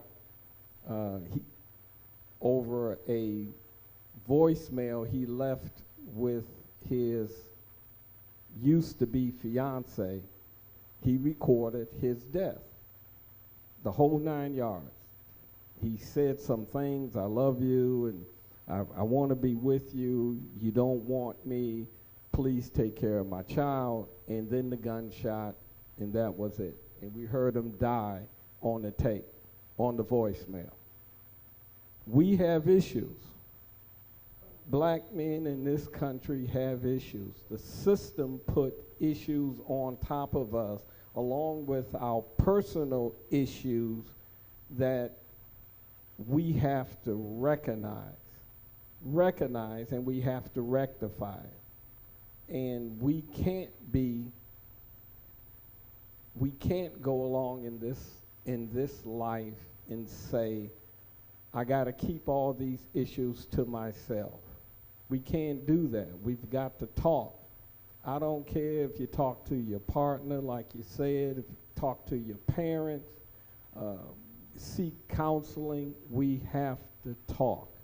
And if we don't do that, if we don't teach our children to talk, to bring your issues to us, and we'll work them out, things, suicides will happen. I told my son he lost his job. Someone stole his identity. He couldn't get unemployment. I turned around, his mother and I turned around and told him, you don't have to worry about money. You don't have to worry about it. We'll work that out. But evidently his issues were stronger than that, and we didn't catch it. We didn't catch it. So now, out of my 2 sons, I have 1 left.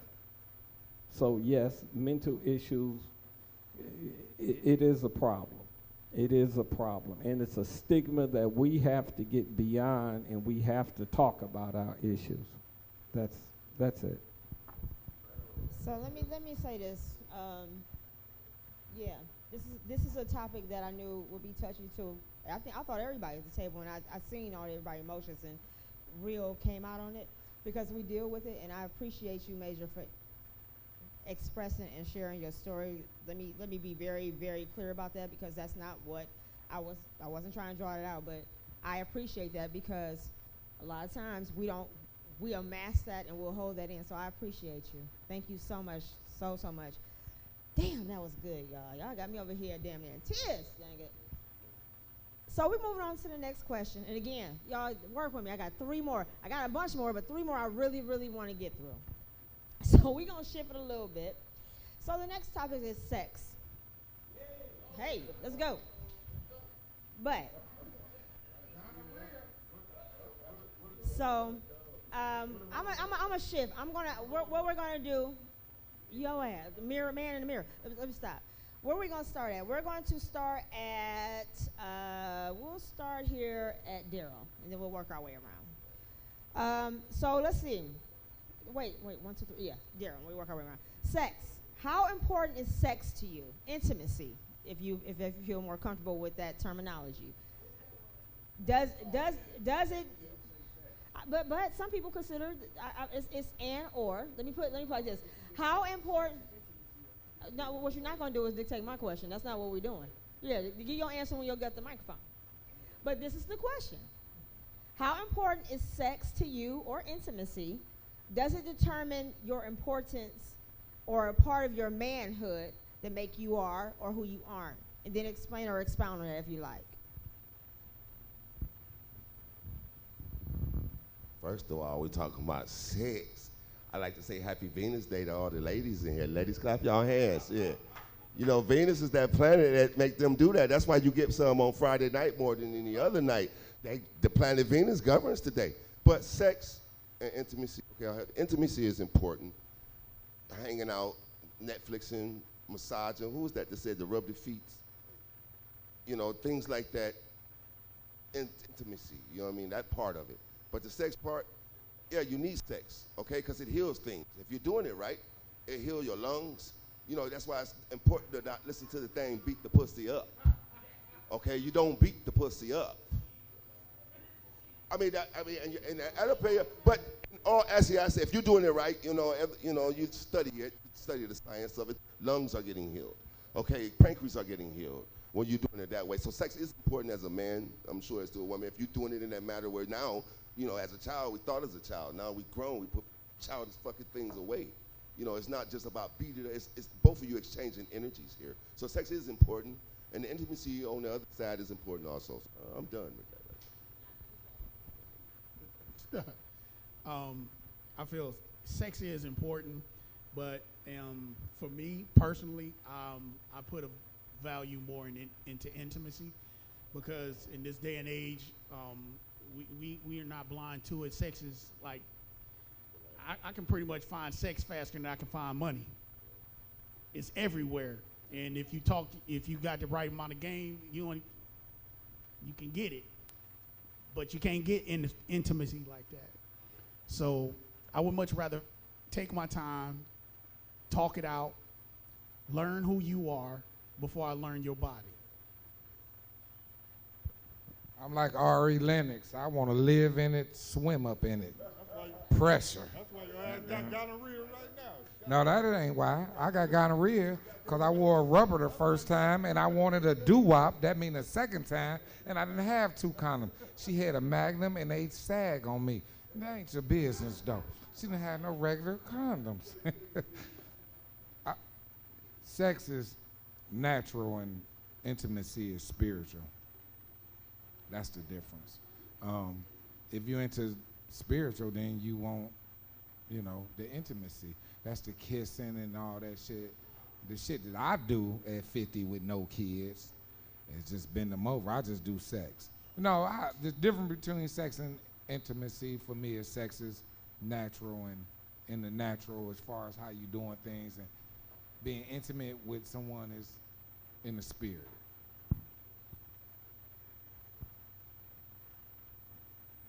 Check 1 2. Check 1 2. Mic check. Like you said, I'm glad you brought up sex and intimacy. Sex is not an important part of my life right now. I'm more focused on myself. I mean, if you're in a relationship, sex does make a difference, you know what I'm saying? Me being a single man, 52 years old, I'm not focused on that. I'm focused on, I can't have sex unless the vibe and the energy is there. I'm not young no more. I just, you know what I'm saying, I don't let my dick control me. You know what I'm saying? I'm cool with going home by myself, having a good time. I got a lot of women friends, you know what I'm saying, having conversations or whatever. The sex is more important to me when I'm in a relationship, you know what I'm saying? I love myself to the point where it don't run me, you know what I'm saying? I'm focused on what I can be a contributor or a factor in someone else's life more than having sex with a woman, you know what I'm saying? Whatever, man. Woman, okay, come no, on. Real, we gotta move along. real shit, real shit. No, It's more important. It's more important to me we human, you know what I'm saying? We are human, we are individuals. What's your question? What's my question? I don't have one. I got one, but I don't have one right now. I know you got one. I know you got one, but on some real shit, you know what I'm saying? It is important. We are men. I mean, we men. As far as men, we are men. You know what I'm saying? This is why we're having this panel. But every big ass that walk past me, I don't want to fuck. You know what I'm saying? I want to know. Hey, it's a thought, but let's not get off tilter, gentlemen. Come on, Chef. All right, 1 minute, I'm Chef. just That's saying, it. it's not a main fact. Come on, Cuzzo. Take over. Behave yourself, gentlemen. I think sex and intimacy is important in a relationship. I like them both. But intimate women, I think women, they prefer the intimacy. You know, the foreplaying and all that, the vibing and all that. I think that's what they like. You know, I like it too. I like it both. That's all I gotta say about it. Come on, Forrest Gump.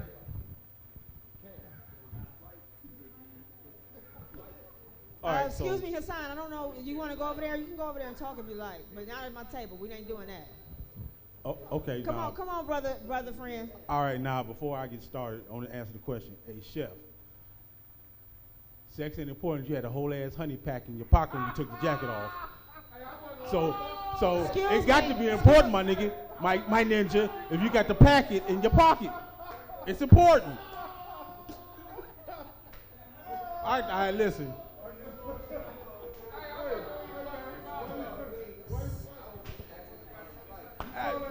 I saw it. Brother friend, please don't break break the assignment. I got it. Don't do this to me.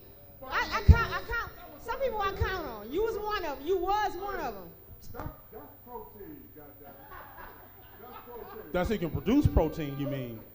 Is that your answer? Because you about to get the microphone turned off. All right. I need you. Can we have your answer? Thank you. Pass it on to the pastor. Thank you. Look how I gotta be the reverend, throw some damn flags on the plate now. Love y'all for real though. I do. It was me. He definitely snitched on you. My life ain't easy as this host. I'm gonna tell y'all right now. We're men, so I know there's ladies in the room, but this is a conversation for men, right, Stacy? You are absolutely right. And this is why So, this question is on the panel. Sex is important for men, but we have to learn what it means for women. Because for us, no, don't clap, ladies. I ain't talking to y'all. Be submissive right now. Don't clap.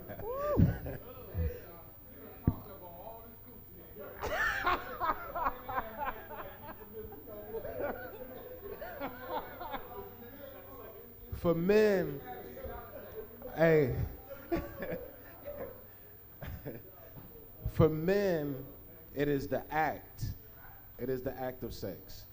For women, we have to learn what that means for them, and we have to stop using our dick to manipulate emotions. So I think at the end of the day, hear me out, fellas, hear me out. Y'all don't gotta agree, but listen to an OG. At the end of the day, we gotta stop using sex as our means of our confidence. Because women don't need confidence in sex, they need confidence in leadership. So what we're doing is overcompensating for stuff that we don't gotta do when we can just be present and be leaders as we are. Back to the point though, we need sex, we love sex, we desire sex, we dream about sex. We wake up, we need it, and we need it when we go down. But with that being said, it's how we use that weapon will determine how we wound or heal women that we want to be with. Come on, Adidas. All day I dream about that. Go ahead. He preached, period. Come on, Wes. Come on, Wes. Drop your bomb, babe. City of God, Sunday at 12 noon, 742 East 152nd Street. Y'all pull up. We only have church for 1 hour. I ain't the old Baptist. We don't hang for 3 hours. We in and out.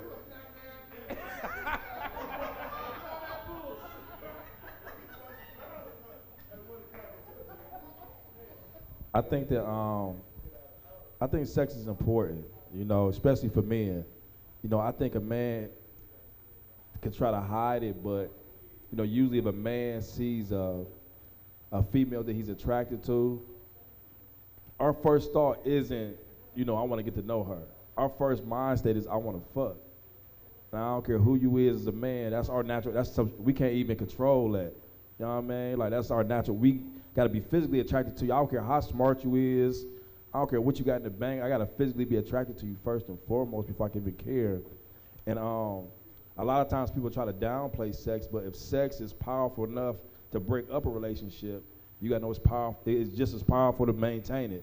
You know, and a lot of times women downplay sex, but when a man has sex with somebody else, then it's a problem. You know, but then you will play sex games as if it's not that important, but it really is, because men, man, you gotta fuck us right for us to care about anything else that you're talking about, and that's reality. You know, we can't help it. That's how God created us. Some men have more control of themselves, but for the most part, man, we want to fuck overall. and that's realistic. Poetry in motion. Come on now, Major. Excuse me, this is not question hour. Not from this. No, we're not doing that. Gentlemen, stick to the assignment. I need y'all to help me out. Help me help you. Y'all help me help me. That makes sense. Come on, Major Payne. Okay, this is my opinion, and again, this is just for me. You know, if you're talking about sex and intimacy, sex is not that important to me. When I meet a woman, it's being intimate. In my opinion, it's she comes home from work. She has a bad day, she calls me, wants me to come over, then I'm talking about how was your day? You want me to make dinner, or do you want to go out to dinner? That's the intimacy part of it. Do you want your feet rubbed? You want your back rubbed? You know, that's cool with me. Hey, that's me. That's me. Sex eventually will, in my opinion, it'll come in, and when it comes in or when it happens, then that's more romantic, that's more of a, for her to feel like, gee, he really cares about me. It's not just showing up, jumping in bed, okay, baby, I gotta go because I gotta go up and smoke some cigars.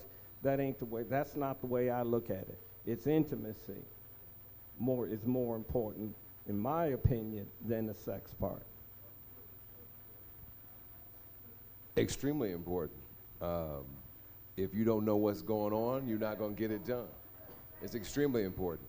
I fell in love with women a long time ago. So I made it my business to study not only the anatomy, but the makeup of a woman. Now, as a writer, I focus on male and female interaction. And sex unto itself is a beautiful craft to practice. I mean, it's a beautiful craft, but intimacy coupled with sex, that's like red velvet cake that you don't get fat from. You know what I mean? It's good. Everywhere you bite it, it's good.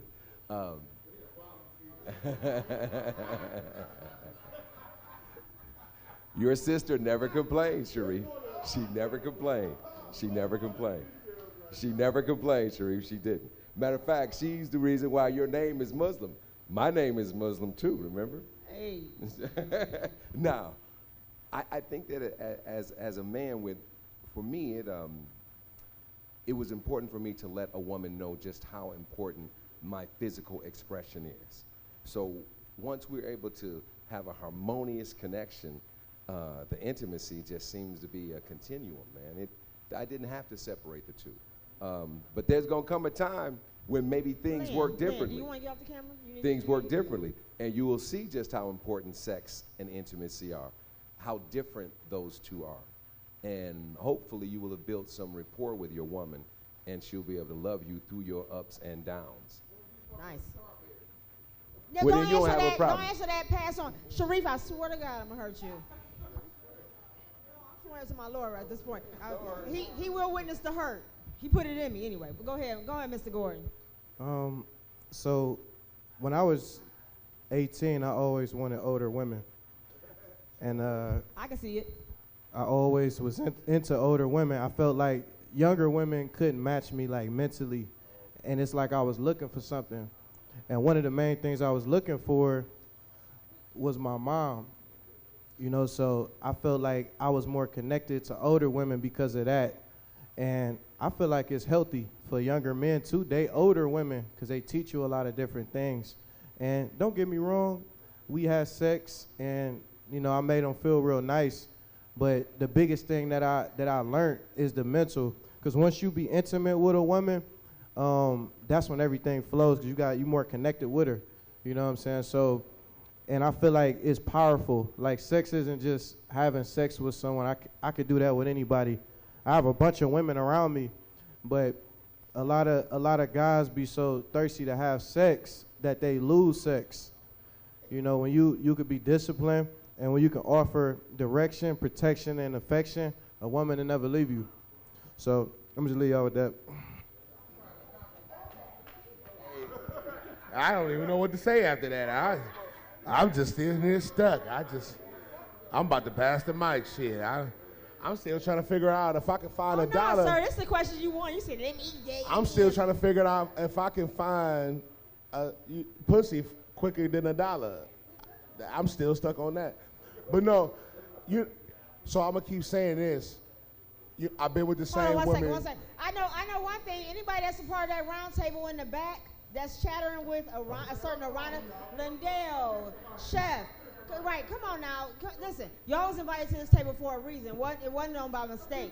Excuse me, it was for a reason. So now you're about to make me pull out, welcome to the BBW. Yes, thank you. I need y'all at this table for a reason. I understand you wanted to get this goal, do what you want to do, but be back there and cutting up, that's not what we're doing. We're not disrespecting anybody else's questions or answers tonight. You should feel attacked. You should. Okay, so. Go ahead, nephew. Okay, so I'm 38, and like I said, I've been with the same woman for 15 years. So sex is very important to me right now. Because we got 3 kids, and we constantly on the run, and we constantly doing stuff. So, we got to get it in as much as we can, what I'm saying, as quick as we can, True, very true, because I'm telling you, they'll bust in the door. We covert with it. We got it down to a science at this point. So sex is very important. The intimacy comes in those quiet moments, when we're able to lay in the bed with each other, talk, and, what I'm saying, that just the touch, So our intimacy levels come at, different times and stuff, but both are important, but sex is really important at this point. I'm in my prime, so sex is really important at this point. And,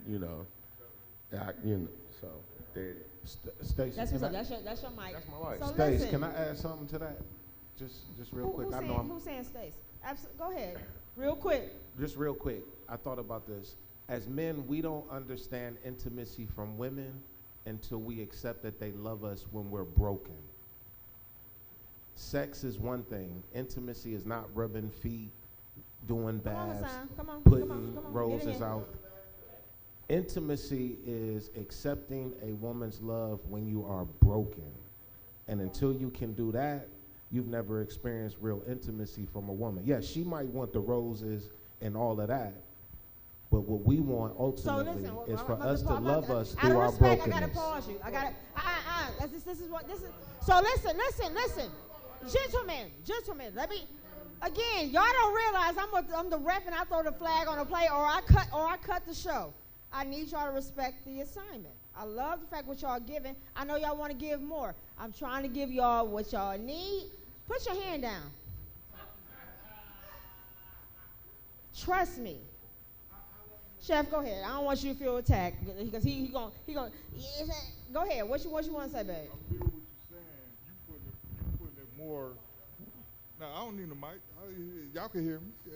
I feel what you're saying, but you putting it back on women where. See, this is the reason why I can't have cross-talk and extra comments because this is what will happen. So let's pause. You understand what y'all had that silent conversation when the show off, okay? No, I'll wait. Thank you. I appreciate that. Out of respect, I appreciate that. So listen, let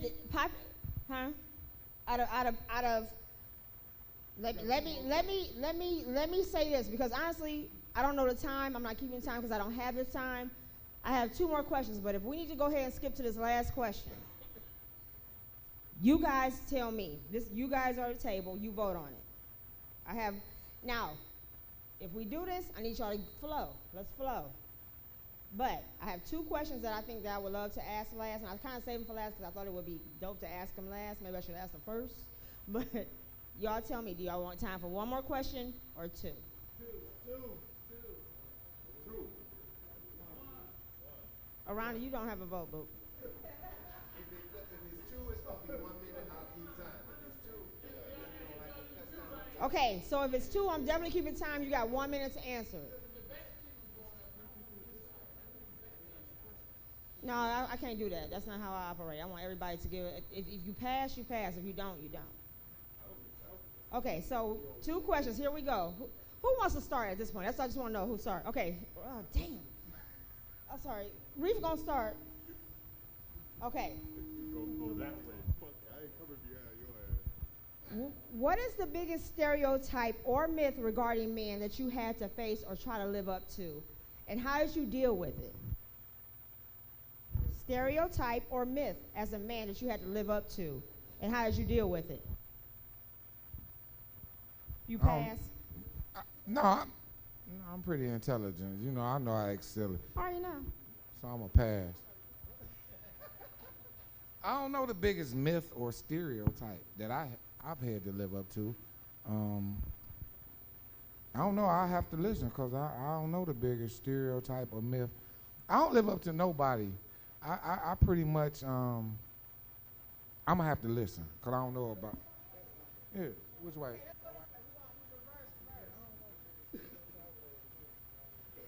Stereotype or myth.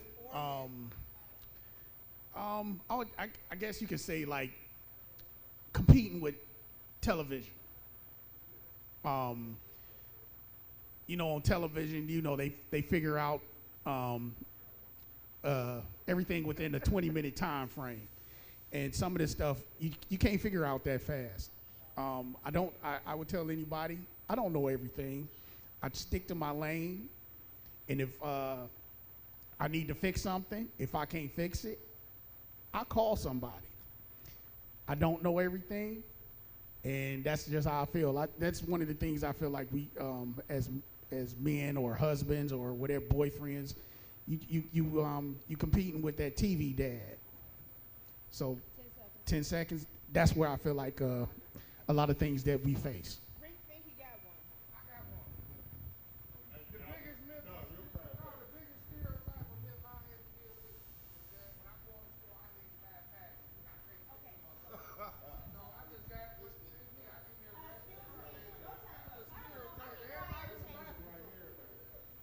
I don't even know why I entertained that. I'm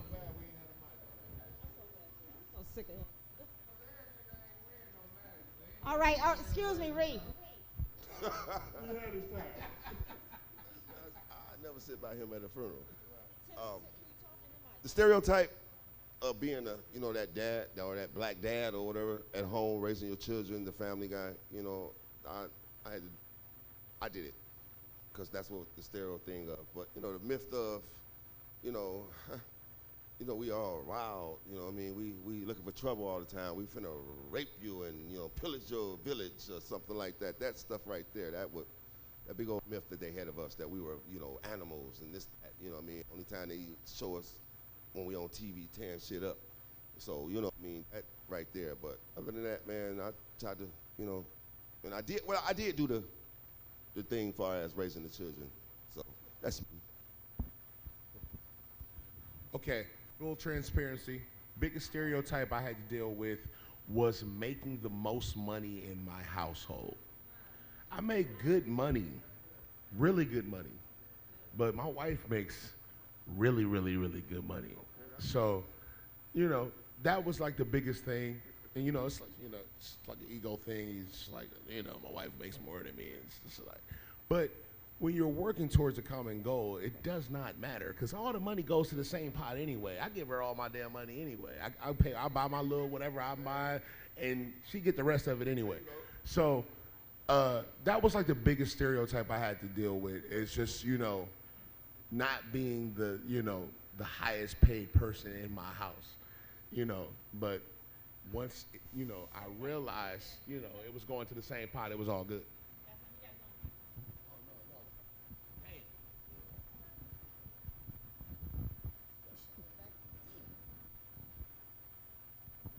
Mic check. I think the biggest stereotype that I face is appearance. I drive nice cars, so a lot of times people think just because you drive nice cars or you dress nice or you might have nice things, they think you might have got it from selling drugs. I remember when I was on Harvard and I was driving, my brother had a Thunderbird, this when I was younger, and I had a red bubble vest on, a red baseball cap, and I literally was right down the street from my house, so I got pulled over by the cops. Like 8 cops harassed me just by the way I dressed. And they thought I had drugs in the car and all of this type of stuff. So I feel like appearance is everything. So the way you carry yourself, the way you dress, and then once you get to a certain point, it's not what's on you, it's what's in you. So that's stereotype for me. Big one growing up was that children from the projects were less than. That was a big one growing up. But what it did for us, particularly those at 30th, 40th, 55th, Morris Black, Garden Valley, West Side projects, what it did for us is that it made us realize that, you know, when we come to the table, we're gonna really bring something. So now relating that into my manhood, it was funny because in broadcasting and in theater arts, I would often find myself as the only black person in the room. And it was important for me not to let them say things like, "You're extraordinary, you're special." You know, no, it's a whole lot of cats like me. As we look around this table, there's a whole lot of cats that contemplate, that give thought. So that stereotype of us not being intellectual, us not being able to compete, that was something that drove me as a motivator. So I love that I compete with Great Lakes Theater. I compete with Cleveland Playhouse. I compete with Playhouse Square. You know, so yeah, I'm timed right now and I'm over and I'm out.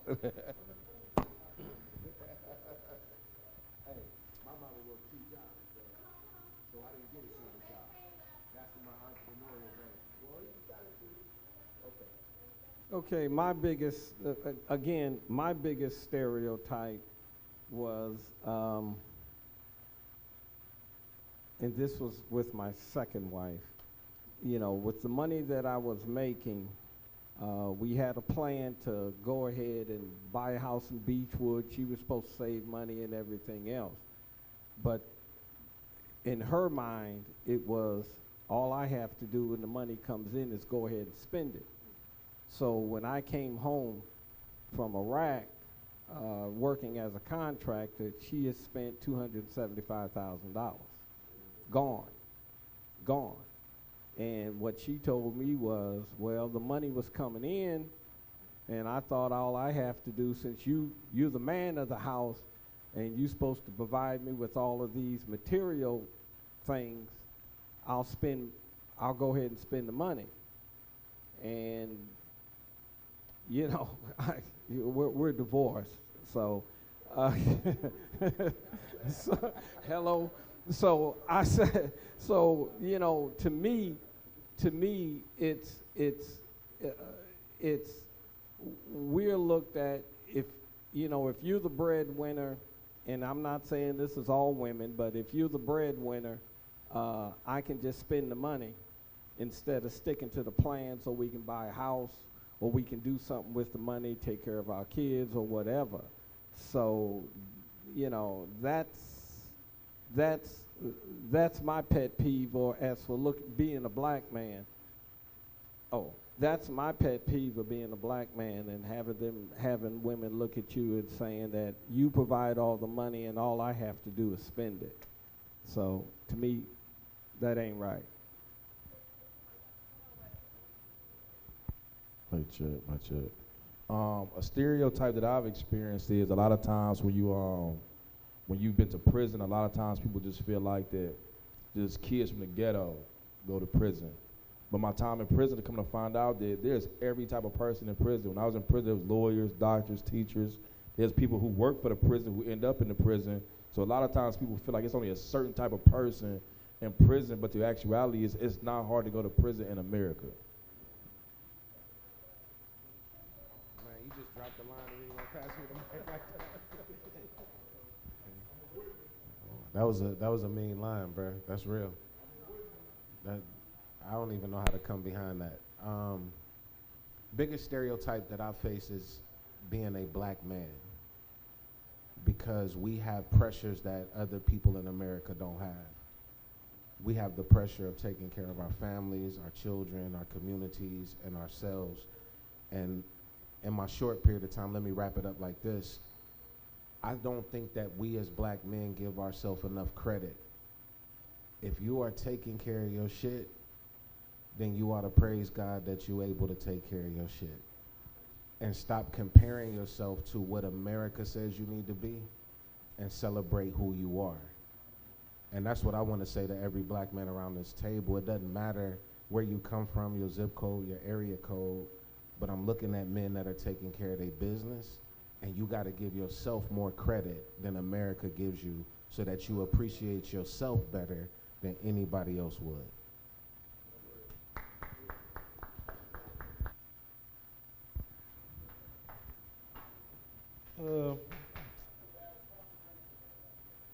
Biggest stereotype I've had to face is, like I said, just being a black man in America.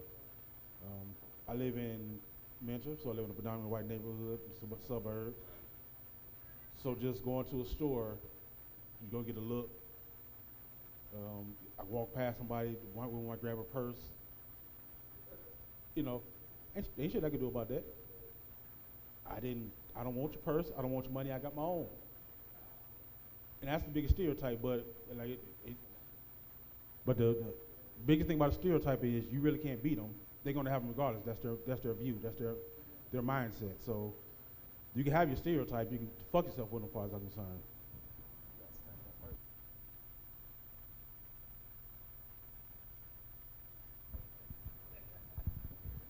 Biggest stereotype I had to face was leaving high school, going to college. Coming from an inner city school, John Marshall. A lot of people thought I was gonna fail, not make it as far as graduation, and not even playing on the team, like I was gonna ride the bench. But guess what? I started as a freshman, finished. I'm a 3-time national champion, and I graduated in 4 years. And that's from the white and the black as well. So that's my story right there. That's dope. You hold on, keep it. No, he. Oh, yeah, there you go. I ain't got much to say because everybody gave a good perspective on what but my whole thing with stereotypes is based on people's perception of you. You know what I'm saying? It's based on people's perception. They don't know you. You know what I'm saying? Don't judge a book by its cover. That's the whole thing. I'm in this bitch with a suit on, but I get hood than a motherfucker. You know what I'm saying? And I got a motherfucking whole business. I act professionally according to my professionalism, but if you want to go this side, but don't base because I got on the suit on that I'm, you know what I'm saying? So, right, you know what I'm saying? Shut up. At the end of the day, stereotypes come from people's personal perception of an individual. Beautiful. So listen, last question, y'all, and we're gonna make this flow. I think maybe we won't, but thank you for that last one. That was beautiful. I'm glad y'all got the assignment. Y'all understood that question. I love it. Last question, personally for me. Let me see if because I struggle how to write this. You know, sometimes you know how you live in your brain, but it doesn't come out on paper because I live in my brain a lot. Don't do that. I get all of them.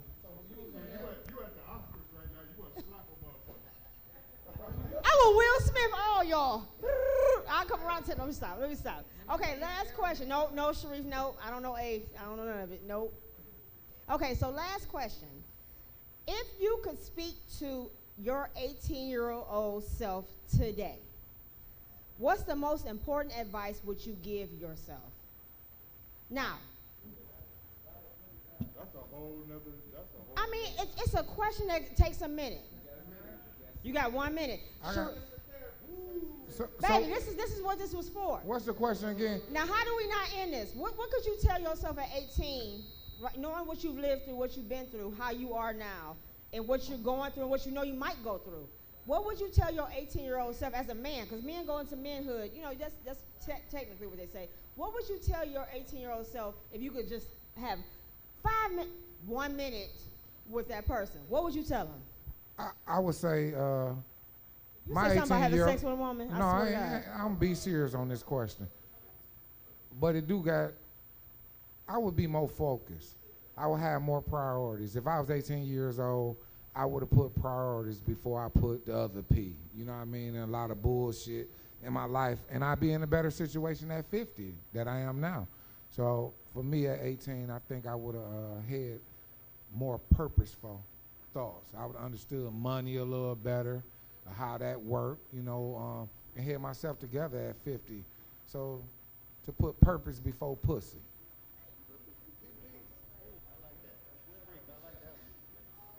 Same thing he said, you know, focus. You know what I'm saying? Focus on myself Excuse me, somebody answering the question. Thank you. At 18, I was everywhere, you know what I'm saying? I was rebellious, you know what I'm saying? I ain't listened to my parents. More focused on myself, you know what I'm saying? I could have been cold. At 18, I could have been cold, but I chose the streets, you know what I'm saying? And I ain't gonna say I regret it, but What would you tell the 18-year-old though? We know what you were, we get that, but what would you now, being who you are, Chef Cole, 52, what would you tell the 18-year-old? Advice. Listen to my father.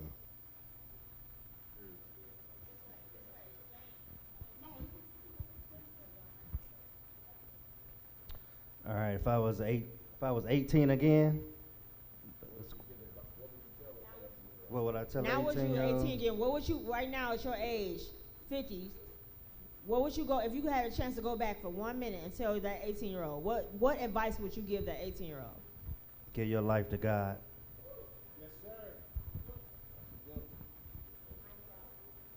No, in all that, in reality, I've thought about this question many times because of mistakes you made. Like, damn, if I knew then what I know now, blah, blah, blah.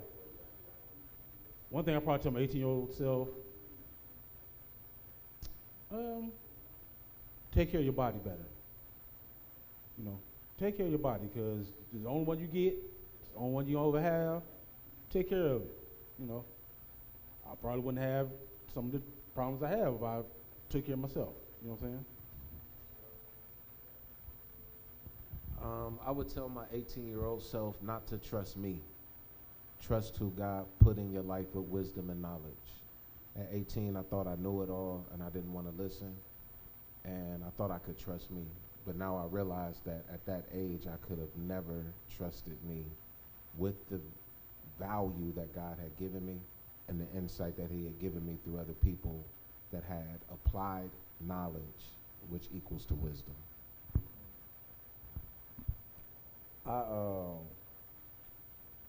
You know, I don't regret nothing about my life. If I was to go in the past, I would only do some things twice.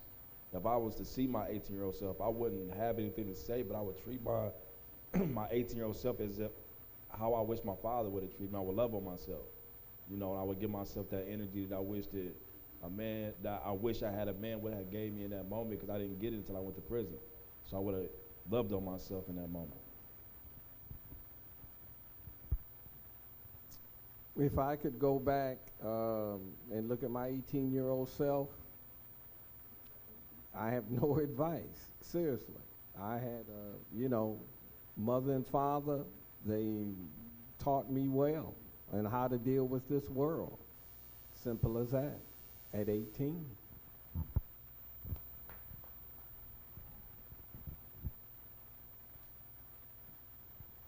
At 18, I would tell myself, one, it's all right to have some big goals. It's all right to have some big dreams. Two, I would tell myself, even if your mother or your father, whoever the adult is in your life, doesn't quite want to make an investment in you, make that investment in yourself. And it's all right for it to be hard. It's all right for you to be frustrated. It's all right for you to fail. It's all right for you to start again because you're not starting over. You're not starting from zero. You're just starting anew. So I would tell my 18-year-old self not to give up, man. I've given up a couple of times. I did. And I would tell him not to give up. If I could look back at my 18-year-old self, I would just say move through fear. When I was a senior in high school, I was a top 100 player in Scouting Ohio in football, but I felt like, looking back at it now, I should have been a better leader. I should have worked out earlier at 5 in the morning. I should have did the extra things. My parents used to tell me, like, think global, but I was thinking like state. I'm the man. I was number 11 in my class. My counselors used to tell me, you can go to Harvard. You got a 3.67. You a star athlete. Like, but I was like, nah, I don't want to go to Harvard. But it was fear, because I didn't know. I was only as big as my fishbowl. But I should have just applied to Harvard. I should have worked out harder. I should have pushed my team harder, and we could have won state. So that's what I tell. Just move through fear, which I'm doing now. So.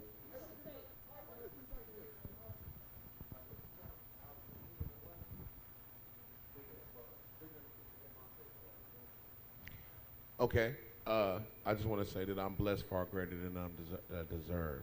I have a really good life. But if I could go back and tell my 18-year-old self, I would tell myself that, you know, for one, credit is more important than you think. I'm not gonna lie to you. My mother tried to emphasize that to me as a very young man, and I didn't listen.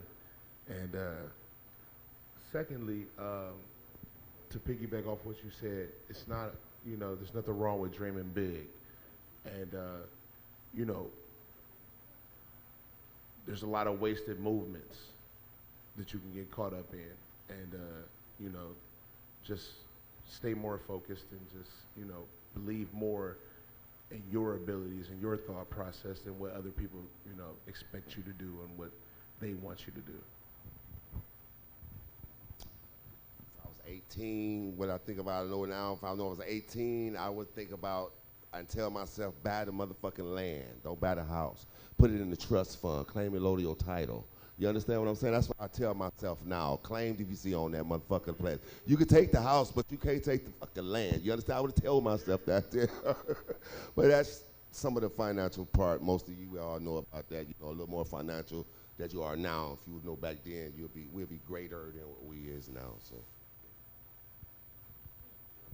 Ooh, 18-year-old me, I'll tell them, don't live your life in fear. One of the greatest quotes that I heard in the movie, it's one of my favorite movies, is fear is the mind killer. That's one thing I would tell myself at 18, and I would also tell myself,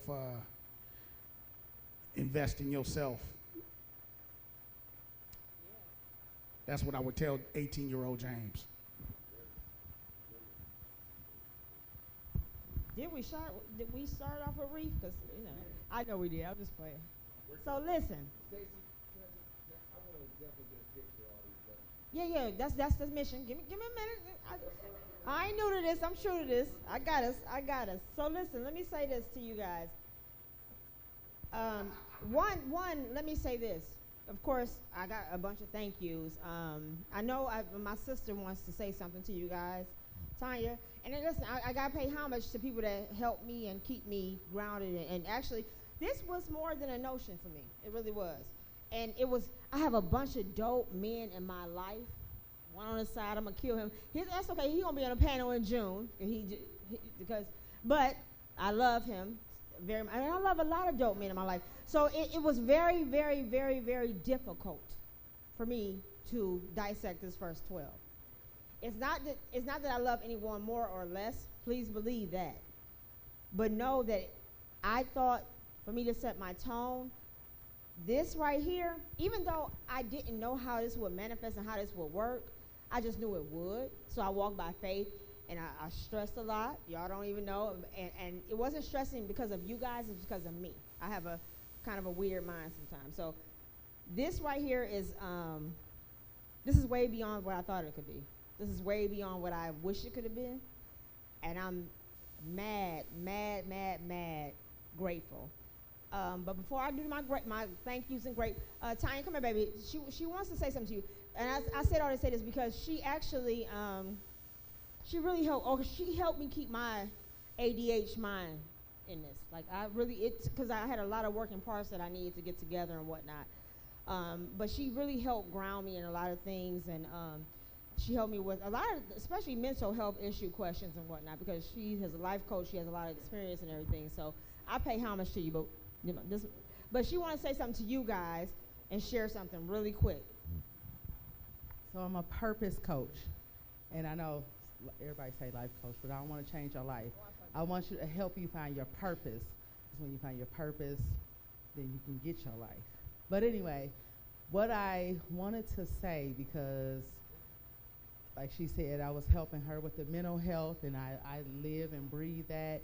I'm always the positive. Anybody in here know me? They're like, Tanya, it's like so fun, and she's a positive vibe girl, and because I'm all about that. My brain is love yourself. I'm all about positive vibes. But I'm a human being. I think a lot of people forget that, and God has put something on my life right now, and which is why I'm here with you, and like really I deal with a lot of women, and I heal a lot of women, but what God has asked me to do was to heal the men, because it is easier to heal the women if we are able to connect the men with the women and whatever. And so being a part of this is great, and I got like a big event next, I'm gonna plug it real quick, April 30th. And if I'll make sure I connect with you guys, or Stacy can put it out there. I'm doing a forum for men to come out. It's all about the men and healing the men, and it's about child support issues and connecting with women and how to deal with things. But okay, you absolutely need them.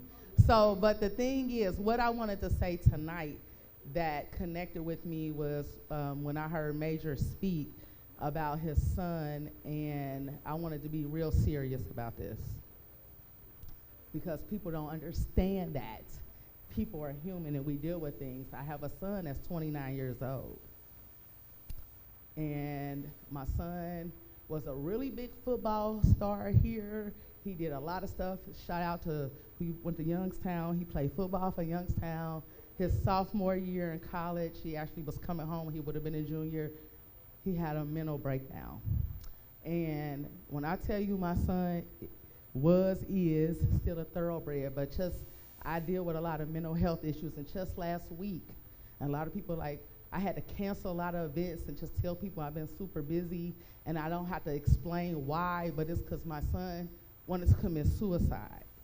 And I literally, when you spoke about that like really connected with me. So I wanted to say that the power that you black men have is so important, because I went through a divorce after 27 years, and I have no bitter, nothing against my ex, nothing. Like, I'm cool with it. Like, however, you guys have a responsibility, because I can only give him so much love as a woman.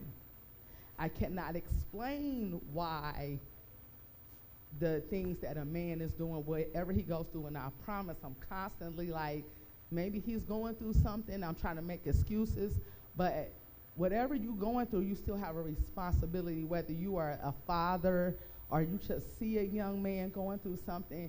We as women can only do so much. And my son lived a good life, and I give him everything he could possibly have, but he literally wanted to commit suicide. And how do you deal with that? And I feel the only healing thing that could help him is from a black man. I'm giving him everything he can have. I've done everything I could do, and I literally live my life to make sure that he's okay, right? So I just want to say, as a black man, I'm proud of all of you, but if you see another young man that's struggling, you never know, or you know a woman that's going through something, it's always good to live a helping hand, and just keep doing what you're doing, and just be understanding. And God has brought everybody together, and you sharing your story is so significant. And I'll pray for you and your family and everybody, because I related to that, and I don't know what tomorrow will bring. I can only do my part, and you can only do your part. Whatever it is, God brought you here to bring that up so that this conversation can happen. So I just say that everybody just keep doing what you're doing, and just remember to love on each other and love everybody, and understanding that people are always going through something, whatever. Okay, that's all I got to say. Listen. But what I'm going to say is, listen, again, this woman, you see how she kept me grounded even through the pain and puzzles she was going through. I never knew. I had no clue. I had no clue. But we want to hold y'all little pouches y'all got with the candles and cards in it. This was a gift to you gentlemen. And tell them the candle that you made up for them. It was called Man Cave. So you can go down there and have your own piece. And it's like a bourbon-infused candle. So you got bourbon tonight, you got Man Cave, and it's all positive energy. And it's definitely oils. When it melts down, say the terminology so I'm not saying it wrong. They can use it. Well, I said it earlier and it went left. Don't say, just say but it. It ain't going left. I just said it's positive energy. It's all natural. You can rub it on your body. It's just so I say that to say it's natural. It makes you feel good. That's my hashtag. My candles make you feel good. And it's actually no, Reef, no. It's massage oils. You can ask her off camera. It's massage. It's actually the wax that drips off of there is massage oils. But I need y'all to sit down for 2 seconds. She excuse me? Oh, you letting her through? Yeah. Okay, you know us big girls need to get through. We got a boom. Okay. So we wrapping it up, y'all. Let me say this. Thank you so much, Tanya, for sharing that. And I wanted to pay her homage because what I knew when she was gonna come here is pay you guys homage and give you guys honor. It wasn't anything about us. Tonight, honestly, was about men.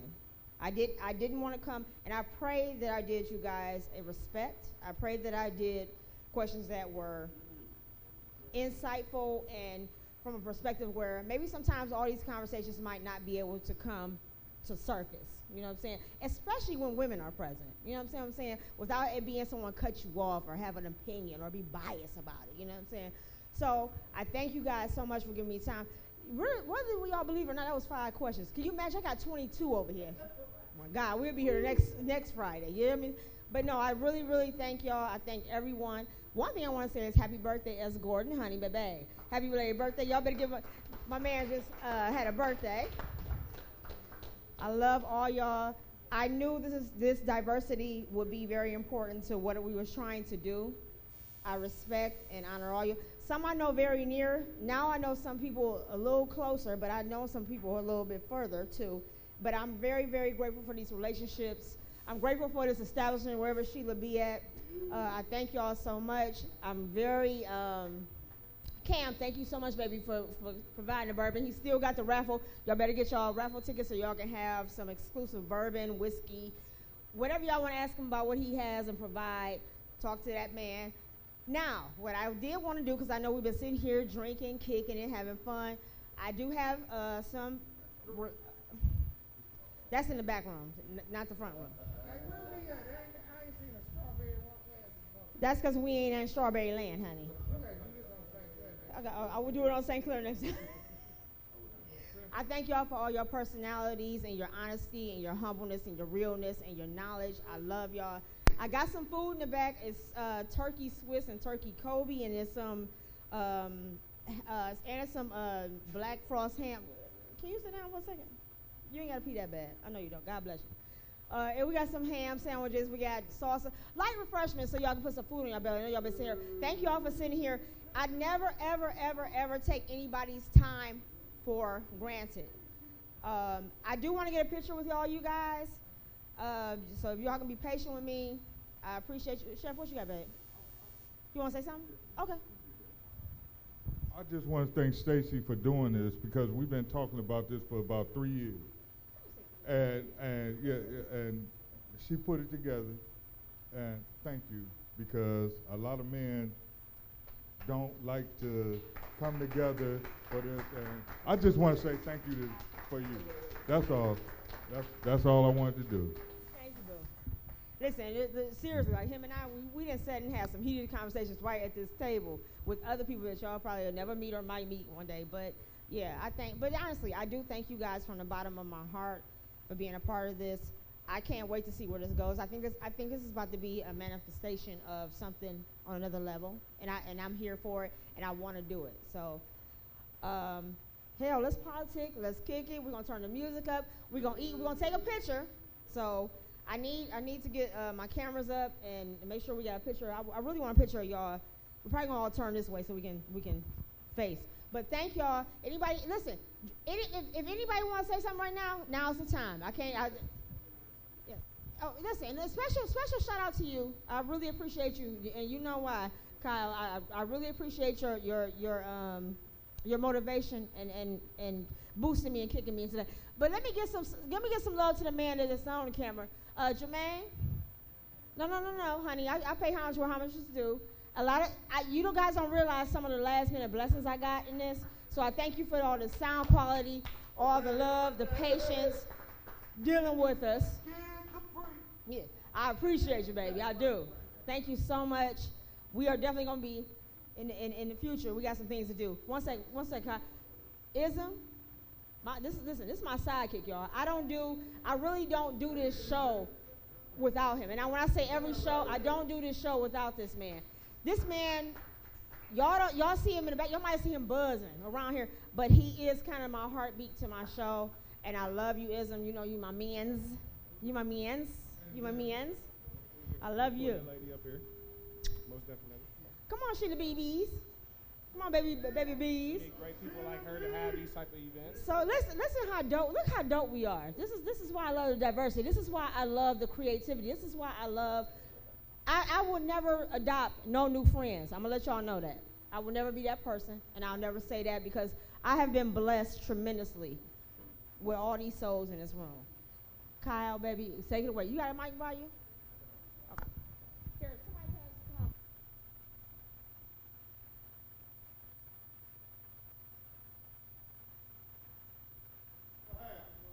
on. Shout out to Sheila for the hats, no doubt. And let's give it up for Stacy one more time, y'all, because you pulled this together. I'm going to say, and somebody time me just a minute, 30 seconds real quick.